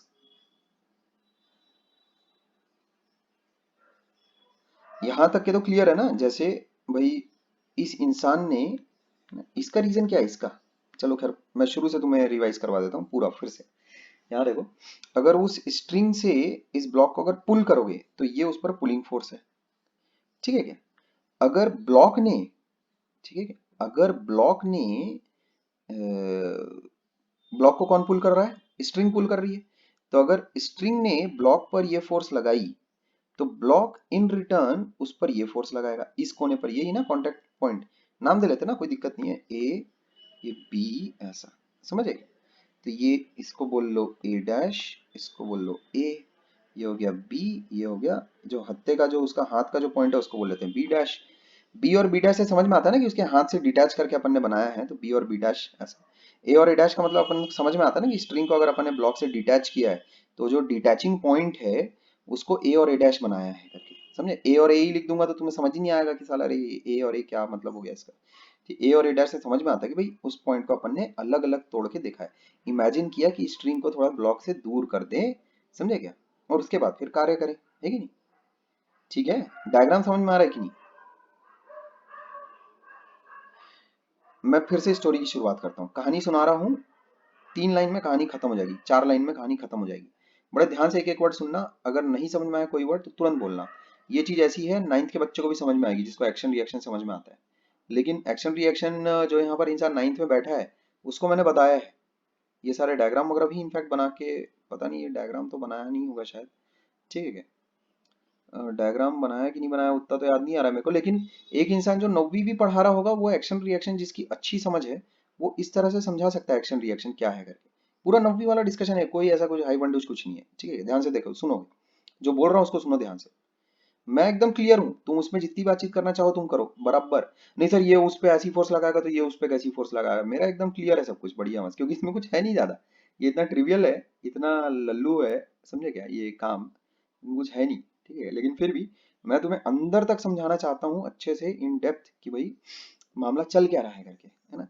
ऐसा तो अगर तुम किताब किताब अगर खोलोगे तो उसमें ये सब थोड़ी मिलेगा तुमको कि कौन किस पे क्या फोर्स लगा रहा है और ये सब, उसमें तो डायरेक्ट धड़ धड़ सीधा ब्लॉक टेंशन कंस्ट्रेंट खलास एकदम, समझे, ऐसा चलता है एकदम खड़ाखड़।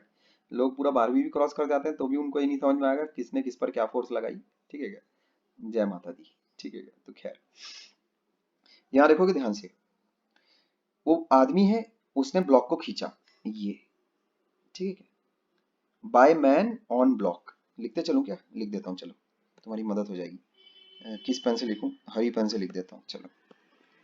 बाय मैन ऑन ब्लॉक, ऐसा। ठीक है क्या, टी फोर्स लगाई तो क्या ब्लॉक चुप बैठेगा?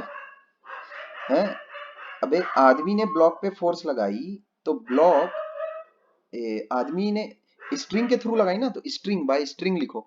ब्लॉक के कांटेक्ट में तो स्ट्रिंग है ना, आदमी थोड़ी है। बाय स्ट्रिंग ऑन ब्लॉक ऐसा लिखो कायदे से। ठीक है, मेरे को ऐसा लगता है कि पूरे वाड़ी दत्तावाड़ी के कुत्ते मेरे सामने वाली गली में रहते हैं। स्पर्श, स्पर्श सुन रहा है कि नहीं? तू जानता नहीं कि सामने वाली गली कौन सी है करके? अबे सो गया क्या? क्या कोई मेरी आवाज सुन पा रहा है? हाँ सर। हाँ सर। चलो अच्छी बात है। तो मैं तुमको ये चीज बताऊं, स्पर्श है कहाँ वैसे? चलो डिटैच हो गया लगता है, बेचारा लुढ़क गया होगा। मैं समझ सकता हूँ सुबह 5 बजे उठना is not everyone's cup of T. ठीक है, कौन कौन है वैसे देखा जाए जरा तो। हो सकता है उसको आवाज आ रही हो पर बेचारा बोल ना पा रहा हो। कई बार ये सिचुएशन भी हो जाती है ना। ईमानदारी पे तो वैसे किसी की शक नहीं मेरे को। अच्छा, इधर प्रियांशु। हाँ सर। ठीक है, अब ध्यान से सुनो। मैं स्पर्श का एग्जांपल इसीलिए उठा रहा था बिकॉज उसको इस गली से बहुत, वो तो यहीं पैदा ही हुआ होगा मेरे ख्याल में। उसका तो जितना टाइम वो यहाँ पर रह चुका है उतना मतलब तो खैर। तो यहाँ साला असल में निगर नगर निगम वाले आते नहीं है, वरना हम लोग के वहां तो नगर निगम वाले आकर ऐसे उद्यमी कुत्तों को उठाकर, ऐसे उद्दंडी कुत्तों को उठाकर गाड़ी में भरकर लेकर जाते हैं बराबर। और उनके साथ फिर पता नहीं क्या करते होंगे, जो भी करते होंगे। जाहिर सी बात है, खाना खिलाने के लिए तो लेकर जा नहीं रहे। ठीक है, इतने कुत्ते हैं ना, इतने कुत्ते हैं इस गली अरे सर। में। और जो फ्रस्ट्रेशन होती है, भौं भौं भौं हाँ, करके। हाँ बोलो। अभी आवाज आ रही है? अबे साले, तू सच्ची बता, लुढ़क गया था क्या? नहीं सर, है, वो पहले बीच में मैंने बाइक चालू करा था, वो चालू नहीं हो रहा था इसलिए। मैं जानता था यही ऐसा ही कुछ कांड होगा, समझे क्या? मैं बोल रहा हूँ, उसमें मेरे को आंख बंद पे भरोसा रहता है कि भाई हाँ, एक इंसान है तो है। ठीक है, खैर, उन्हें भरोसा नहीं तो फिर एक इंसान के पास क्या ही है फिर। ठीक है, तो मेरे को, मैं बताऊं तुमको, ये सामने वाली जो गली है पूरा कुत्ता नगरी है, बता रहा हूँ एकदम। इतने कुत्ते, इतने कुत्ते, है ना। 10 प्रकार के कुत्ते हैं साले। अच्छा, उसमें एक कुत्ता सबसे अजीब कुत्ता है, समझे क्या? उसको मेरी इतनी बार लतियाने की इच्छा होती है, लेकिन हर बार कैसा, मैं उर्वशी के साथ रहता हूँ तो वो कैसा ऐसा कुछ करने नहीं देती। मेरी उसकी बड़ी इच्छा है कि मैं उसको कस के एक लात मारूं। देखो कुत्ते का मैं बताता हूँ तुमको कैसा है वो। मेरी ऐसी इच्छा नहीं करती कि कुत्तों को लात मारूं करके, वैसा भी नहीं है। पता नहीं क्यों। वैसे मेरा छोटे बच्चों को लात मारने की इच्छा होती है, लेकिन कैसा है, कुत्ते को लात मारने की इच्छा नहीं होती। लेकिन एक पर्टिकुलर कुत्ता है, उसको लतियाने की इच्छा होती है मेरी बड़ी। उसका ना, कुत्ते की बॉडी जो है ऑलमोस्ट ऐसी है, बेंड होकर ऐसी, ऐसा उठा हुआ, समझे? यहाँ पर मुंह है, यहाँ उसकी पूंछ है। अच्छा, जो पूंछ है वो हेलीकॉप्टर समान घूमते रहती है, टू टू टू टू, समझ गए क्या? भयानक। और साला जो कुत्ता है, ऐसा मरियल सुकड़ू है एकदम। उसकी बॉडी ऐसा हवा में टंगी रहती है, उसको देखते बराबर एकदम लतियाने की इच्छा करती है, समझे क्या? अब वो साला रोज रात को आता है और रोज यहाँ से रोटी लेकर जाता है, समझेगा? रोज नियमित आता है, आकर वो देखेगा, वैसे उसको समझ में आता है कि हाँ यहाँ से रोटी मिल रही है करके रेगुलर, तो इनके प्रति कैसा हमें स्वामी भक्ति दिखानी है। ठीक है, तो वो आता है और अपना मालिक नौकर वाला धर्म निभाता है हमेशा।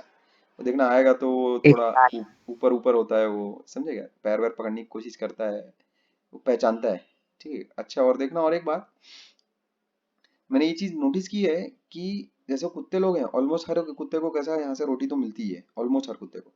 तो उन लोग, मैंने ऐसा देखा है कि अपने पे ऐसा कुछ भौका भौकी या फिर ये सब ऐसा कभी नहीं उन लोगों का मैंने देखा है। ठीक है, इसका मतलब वो कुत्ता में समझ रहती है काफी हद तक। ठीक है क्या, काफी हद तक उनमें समझ रहती है। लेकिन वो जो ऐसा टूटू वाला कुत्ता है, उसको मैं तुमको कभी दिखाऊंगा, या तो फोटो खींच कर दिखाऊंगा, पता नहीं कोरोना काल कब तक चलेगा, तो उसमें फोटो खींच के दिखाऊंगा। वो कुत्ता बड़ा अजीब है वो, समझे? उसकी जो बॉडी फ्रेम है वो एकदम जैसे जैसे तुमने देखा हो मेले वेले में, वो गुब्बारे बेचने वाले के पास एक चक्री जैसा नहीं रहता है, जिसको घुमा के तुम छोड़ देते हो तो ऊपर हवा में उड़ जाता है, नहीं?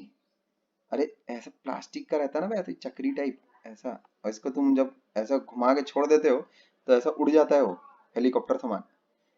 तो वैसे ही वो कुत्ता लगता है कि फ्लाइट लेने की कोशिश कर रहा है और सक्सेसफुल भी हो जाता है। उसका जो पीछे वाला हिस्सा है ना, वो उठने लगता है, तुमको पता है क्या? ऐसा उड़ते उड़ते उड़ते, ऐसा वो साला पूंछ इतनी कस के घुमाता है, तुमने देखा कभी ऐसा कुत्ता जो पूंछ घुमाता हो करके? वो साला पूंछ घुमाता है, वो भी इतनी स्पीड में घुमाता है ना पूंछ, एकदम ऐसा टू टू करके। बाप रे, वो बड़ा अजीब कुत्ता है। अच्छा, उसको देख के तुमको कैसा ऐसा कस के लात मारने की मन करेगा एकदम। अरे मेरा तो बहुत ही मन करता है कि मैं तो यहाँ से अगर चाहूँ ना तो सारे कुत्तों का सफाई ही कर दूं, समझे? सारे कुत्तों का सफाया कर दूं अकेले, ठीक है? 2 दिन बढ़िया खाना खिलाऊंगा, उसके बाद कोई कुत्ता दिखेगा नहीं तुमको। समझे? लेकिन फिर क्या है, जीव हत्या नहीं करनी चाहिए, ऐसा कहा गया है, ठीक है? कि भाई ये सबसे आप दूर रहें, ठीक है क्या? ये सब में आप ना पड़े, ठीक है? बस भले तुम्हारा कितना भी मन करे, ठीक है? खैर, तो मैं जो बोल रहा हूँ वाक्य उसको बड़े ध्यान से सुनोगे, फुल कंसंट्रेशन के साथ, ठीक है?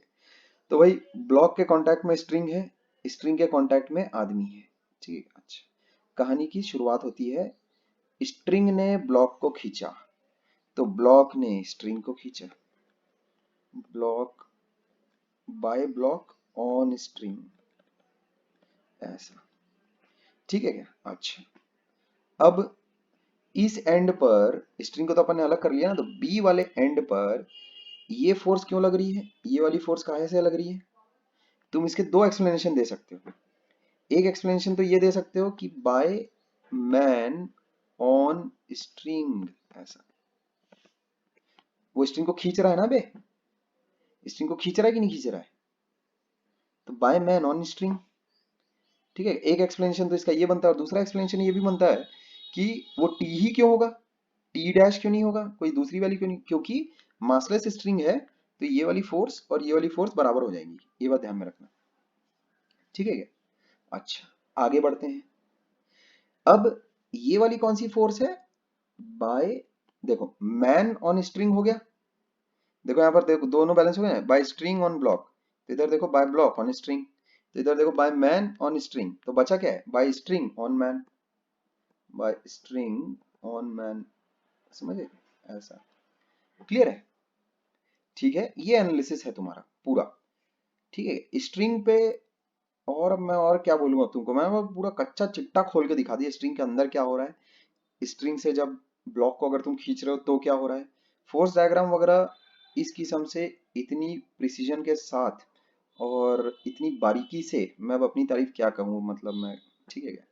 तो तुम्हारे सामने एकदम डिटेल्ड सब कुछ मैंने रख दिया है, ठीक है क्या? अच्छे से, इसमें अगर किसी को कुछ पूछना है तो बोलो। वो पिछले पार्ट में पूछना था। साले तो अब याद आया बे तेरे को? सर आप लगातार बोल रहे थे। अबे तो फू फू किया करना, माइक में फू फू किया कर, समझे? मैं समझ जाऊंगा कि गड़बड़ हो रही है करके, समझेगा? फूक, समझेगा? माइक में फूक दिया कर, ठीक है? जैसे ही फू फू करेगा मैं समझ जाऊंगा कि भाई कुछ लोचा हो रहा है करके, ठीक है? हाँ, किधर? ऊपर, हाँ वो येलो वाला दिख रहा है आपको? अबे मुझे तो दिख रहा है, तू पूछ। हाँ, हाँ तो जब आप वो वाला कंसीडर कर रहे थे तब दोनों स्ट्रिंग अटैच था कि डिटैच था? अबे अटैच तो था साले, मैंने इमेजिनरली उसको डिटैच किया था ये बताने के लिए कि वहां इस हिस्से में चल क्या रहा है। जैसे अगर तू वापस उसको अटैच कर देगा तो यहाँ पर नेट फोर्स कितनी हो जाएगी? 0 हो जाएगी। ए और ए डैश जब वापस अटैच हो जाएंगे तो ये वाला एफ और ये वाला एफ आपस में कैंसिल हो जाएगा ना, ठीक है? मैं लेकिन डिटैच करके ये बता रहा था कि वहां एक्चुअल में अगर तू जाके अंदर घुस के देखेगा तो होगा क्या, ठीक है क्या? तो ये वाला जो हिस्सा है, ये वाला हिस्सा इसको खींच रहा है, इस वाले हिस्से को खींच रहा है इस फोर्स से, और ये वाला जो हिस्सा है वो इस वाले हिस्से को इस फोर्स से खींच रहा है, समझ आएगा? जैसे यहाँ भी मैं लिख देता हूँ साले, वरना तुम फिर पागल हो जाओगे। On A dash C by A B, और ये क्या है? On A B by A dash C, ऐसा। अबे यार नीचे तो लिखा हुआ है यार मैंने पूरा, तो ये सब की तो कोई जरूरत ही नहीं थी। नहीं ठीक है, चलो कोई दिक्कत नहीं है, नीचे भी लिखा है ऊपर भी लिखा है तो एक ही तो बात है, कोई अलग अलग तो लिखा नहीं हूं मैं। और बोलो, डिटैच नहीं है वो, मैंने इमेजिनरली उसको तोड़कर दिखाया कि एक्चुअल में क्या होता क्या है वहां पर, ठीक है क्या? अगर तुम उसको देखो इमेजिनरली, अगर अगर वो मान लेते अलग अलग उसको अगर कर दिया जाए थोड़ा, वहां पर उस पॉइंट पर चल क्या रहा है तो तुमको पता चलेगा। एक्चुअल में तो वो जुड़ा हुआ है, और ए और ए डैश अगर मिल जाएगा तो वहां पर कोई नेट फोर्स थोड़ी बनेगी, ठीक है? नेट फोर्स वहां पर कैंसिल हो जाएगा, ठीक है? जैसे यहाँ पर देखो, ए और ए डैश को अगर तुम ज्वाइन कर दोगे तो कोई नेट फोर्स नहीं बनेगी, ठीक है। बी और बी डैश को अगर तुम ज्वाइन कर दोगे तो कोई नेट फोर्स नहीं बनेगी, ठीक है, ठीक है। खैर, तो और बोलो, और कुछ?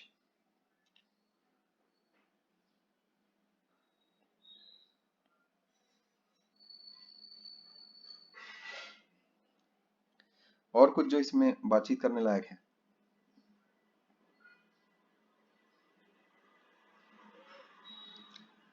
जैसे यहाँ पर देखो,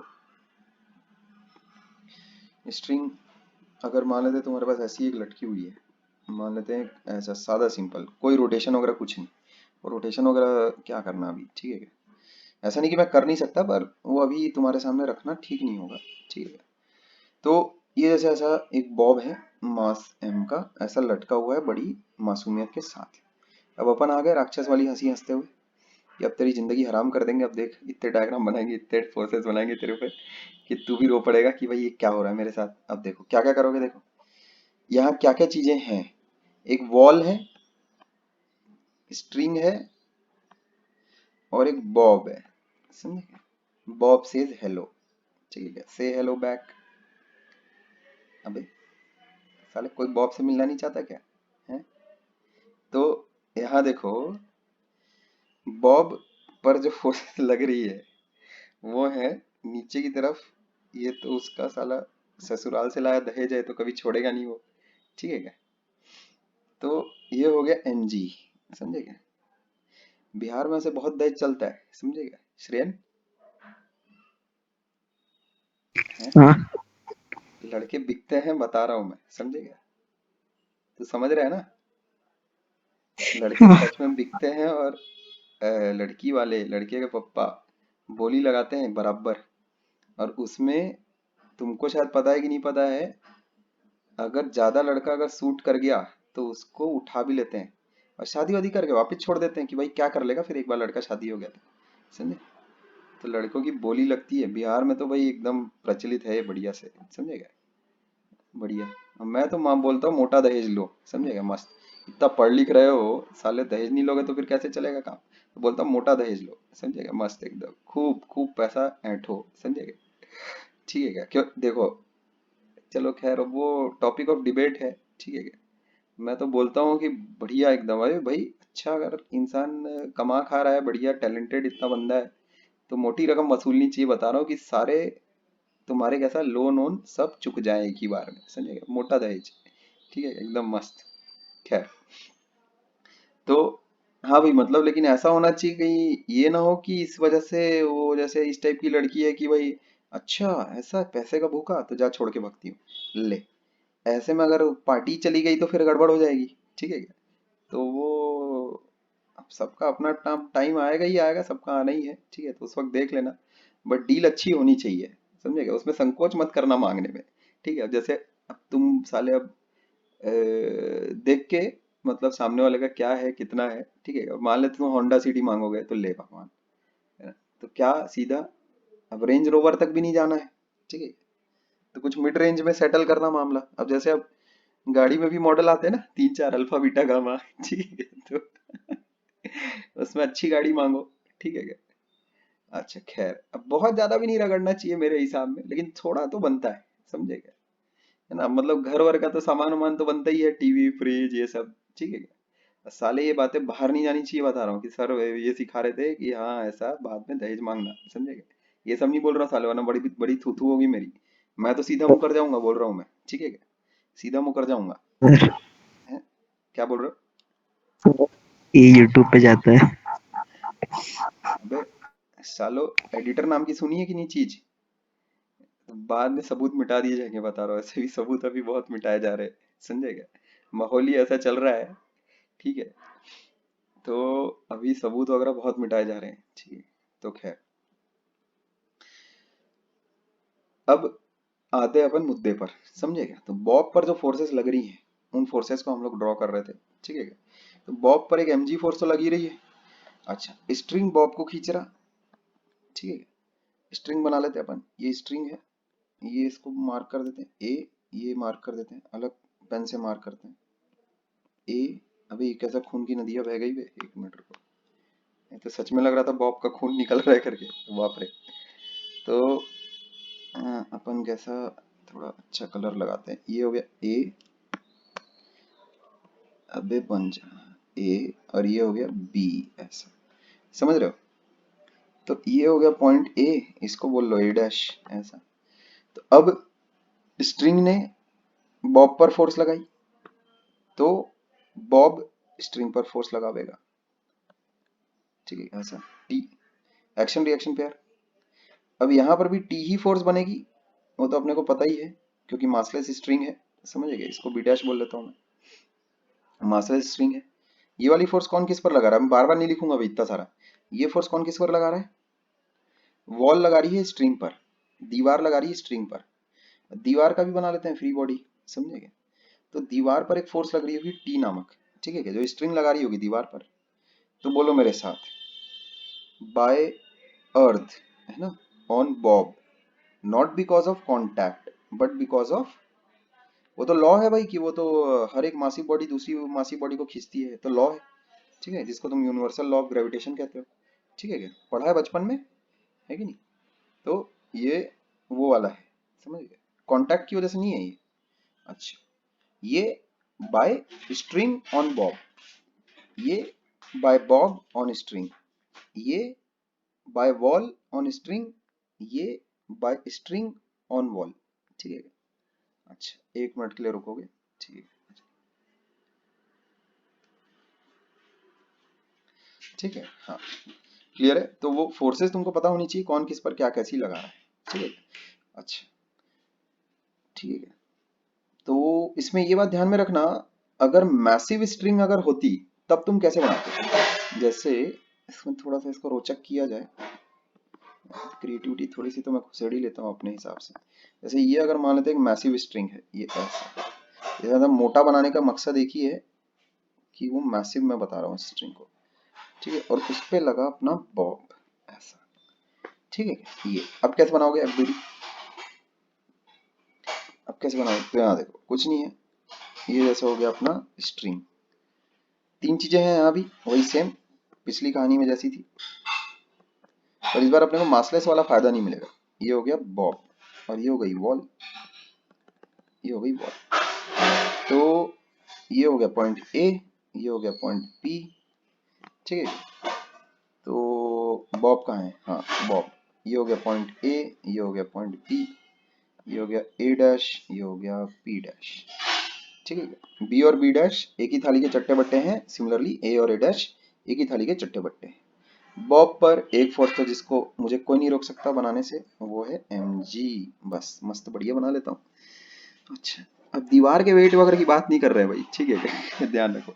अब मासिव अगर तुम्हारे पास स्ट्रिंग है तो उसका वेट अपन आखिरी में बनाएंगे, लेकिन बनाएंगे जरूर, ठीक है क्या, उसका भी कुछ W होगा। अभी अपन सिर्फ और सिर्फ टेंशन बना रहे हैं, ठीक है। तो कैसे कैसे बनाओगे, देखो स्ट्रिंग ने बॉब पर एक फोर्स लगाई, T1 बोल लेते हैं इसको। तो बॉब ने वही फोर्स किस पर लगाई, स्ट्रिंग पर लगाई, ठीक है। ये हो गया ए डैश, इसको लिखो ए डैश। तो अरे यार येलो पेन से तो एक सेकंड, ये ऐसा, ठीक है। तो ये हो गया T1 ऐसा, ये तो एक्शन रिएक्शन पेयर है, बराबर ही होगा, उसको मासलेस है या नहीं है उससे क्या मतलब, ऐसा, क्या बोलते हो। अच्छा, अब यहां पर वॉल ने बी डैश पर एक फोर्स लगाई T2, ठीक है। तो स्ट्रिंग ने वॉल पर एक फोर्स लगाई T2, समझिए। अभी T1 is not equal to T2, is not equal to T2, why, because it is massy string with mass. T1 will not be equal to T2 because अपन पहले क्या बोल देते थे कि भाई स्ट्रिंग मासलेस है तो फोर्सेस तो बराबर होनी ही पड़ेगी, equal and opposite. String is not without mass, ठीक है क्या। तो मासलेस वाला भी अपने पास फंडा नहीं है, ठीक है। अच्छा, दूसरा एक और फोर्स अपन बनाना भूल गए हैं, W, ठीक है, वेट ऑफ स्ट्रिंग, ठीक है, वेट ऑफ स्ट्रिंग, क्लियर है। तो देखो यहाँ पर कैसे कैसे लिखोगे, क्या क्या करोगे। T1 प्लस W बराबर T, कहाँ गया T2, ठीक है, फॉर स्ट्रिंग ऐसा बना लोगे, उस पर सारी फोर्सेस तो तुम्हारी बैलेंस्ड है। स्ट्रिंग पर ऐसा हो गया मामला, बॉब पर भी फोर्सेस बैलेंस्ड है। T1 बराबर हो गया mg, ठीक है, फॉर काय के लिए, ये हो गया तुम्हारा ये क्या माया है, ये इसको ऐसा करो, ये हो गया बॉब, बॉब सेज हेलो, ठीक है, ये हो गया अपना स्ट्रिंग, ठीक है। तो ये हो गया 1, ये हो गया 2। अब वॉल के लिए तो क्या इक्वेशन लिखोगे भाई, समझिए, वॉल के लिए तो क्या ही लिखोगे। अब देखो वेरिएबल कितने हैं तुम्हारे पास, T1 है और T2 है, ये दो वेरिएबल है। क्या बोलते हैं, क्या T1 और T2 दोनों निकल आएंगे, निकल आएंगे। दो इक्वेशन है, दो वेरिएबल है। इसमें किसी को कुछ बोलना है तो बोले, इसमें किसी को कुछ बोलना है तो बोले।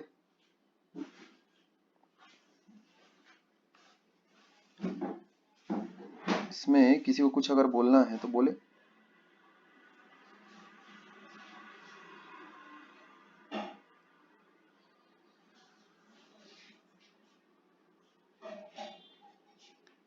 ठीक है,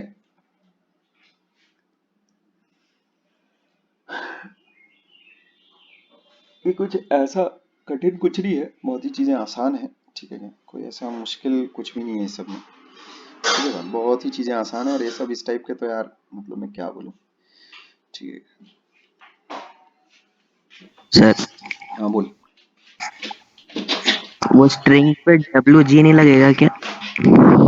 अबे साले वेट है वो, वेट होगा ना, वो वेट W बराबर कैपिटल MG ले ले उसको, W नहीं लिख सकता मैं, वेट बोल रहा हूँ ना उसको, वेट। जी नहीं देख रहा साला, बौखला गया, बताओ हैं। W बराबर होगा कुछ कैपिटल MG, ले ले ये ले, खुश रहे साले, मेरे को क्या पता था ये ऐसा चौक जाएगा इसमें। तो कैपिटल MG ये कैसा है बेसवाल, वेट बोल रहा हूँ ना उसको, W नहीं लिख सकता क्या मैं, ठीक है। और कुछ,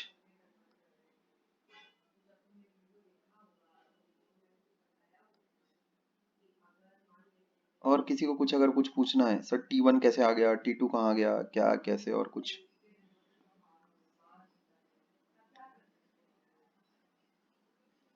कोई और पंगा है, किसी को कुछ तो बताओ, ठीक है यहाँ तक मामला।